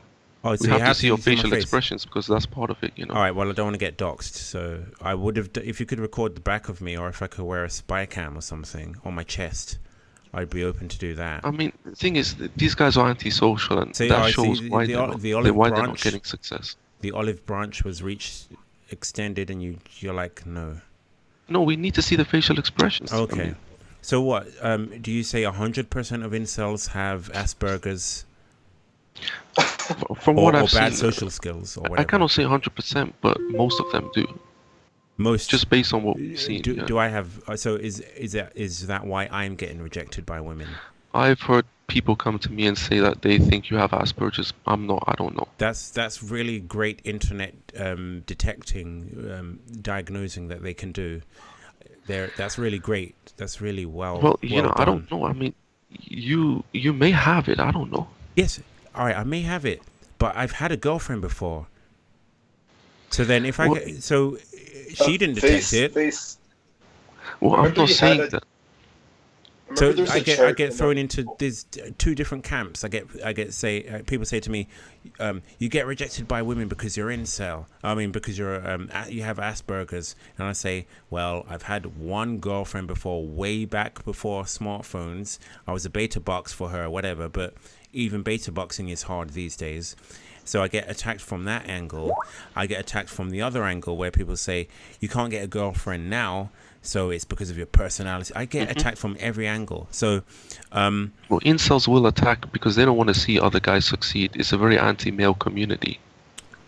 Fair point. Is a crab in a bucket. Is a crab in a bucket mentality, but there is some support in the incel community as well. There is guys who support others. What, telling guys to commit suicide? Yeah. That's support? Right. I have to go now, but hopefully what I may do is continue this tomorrow.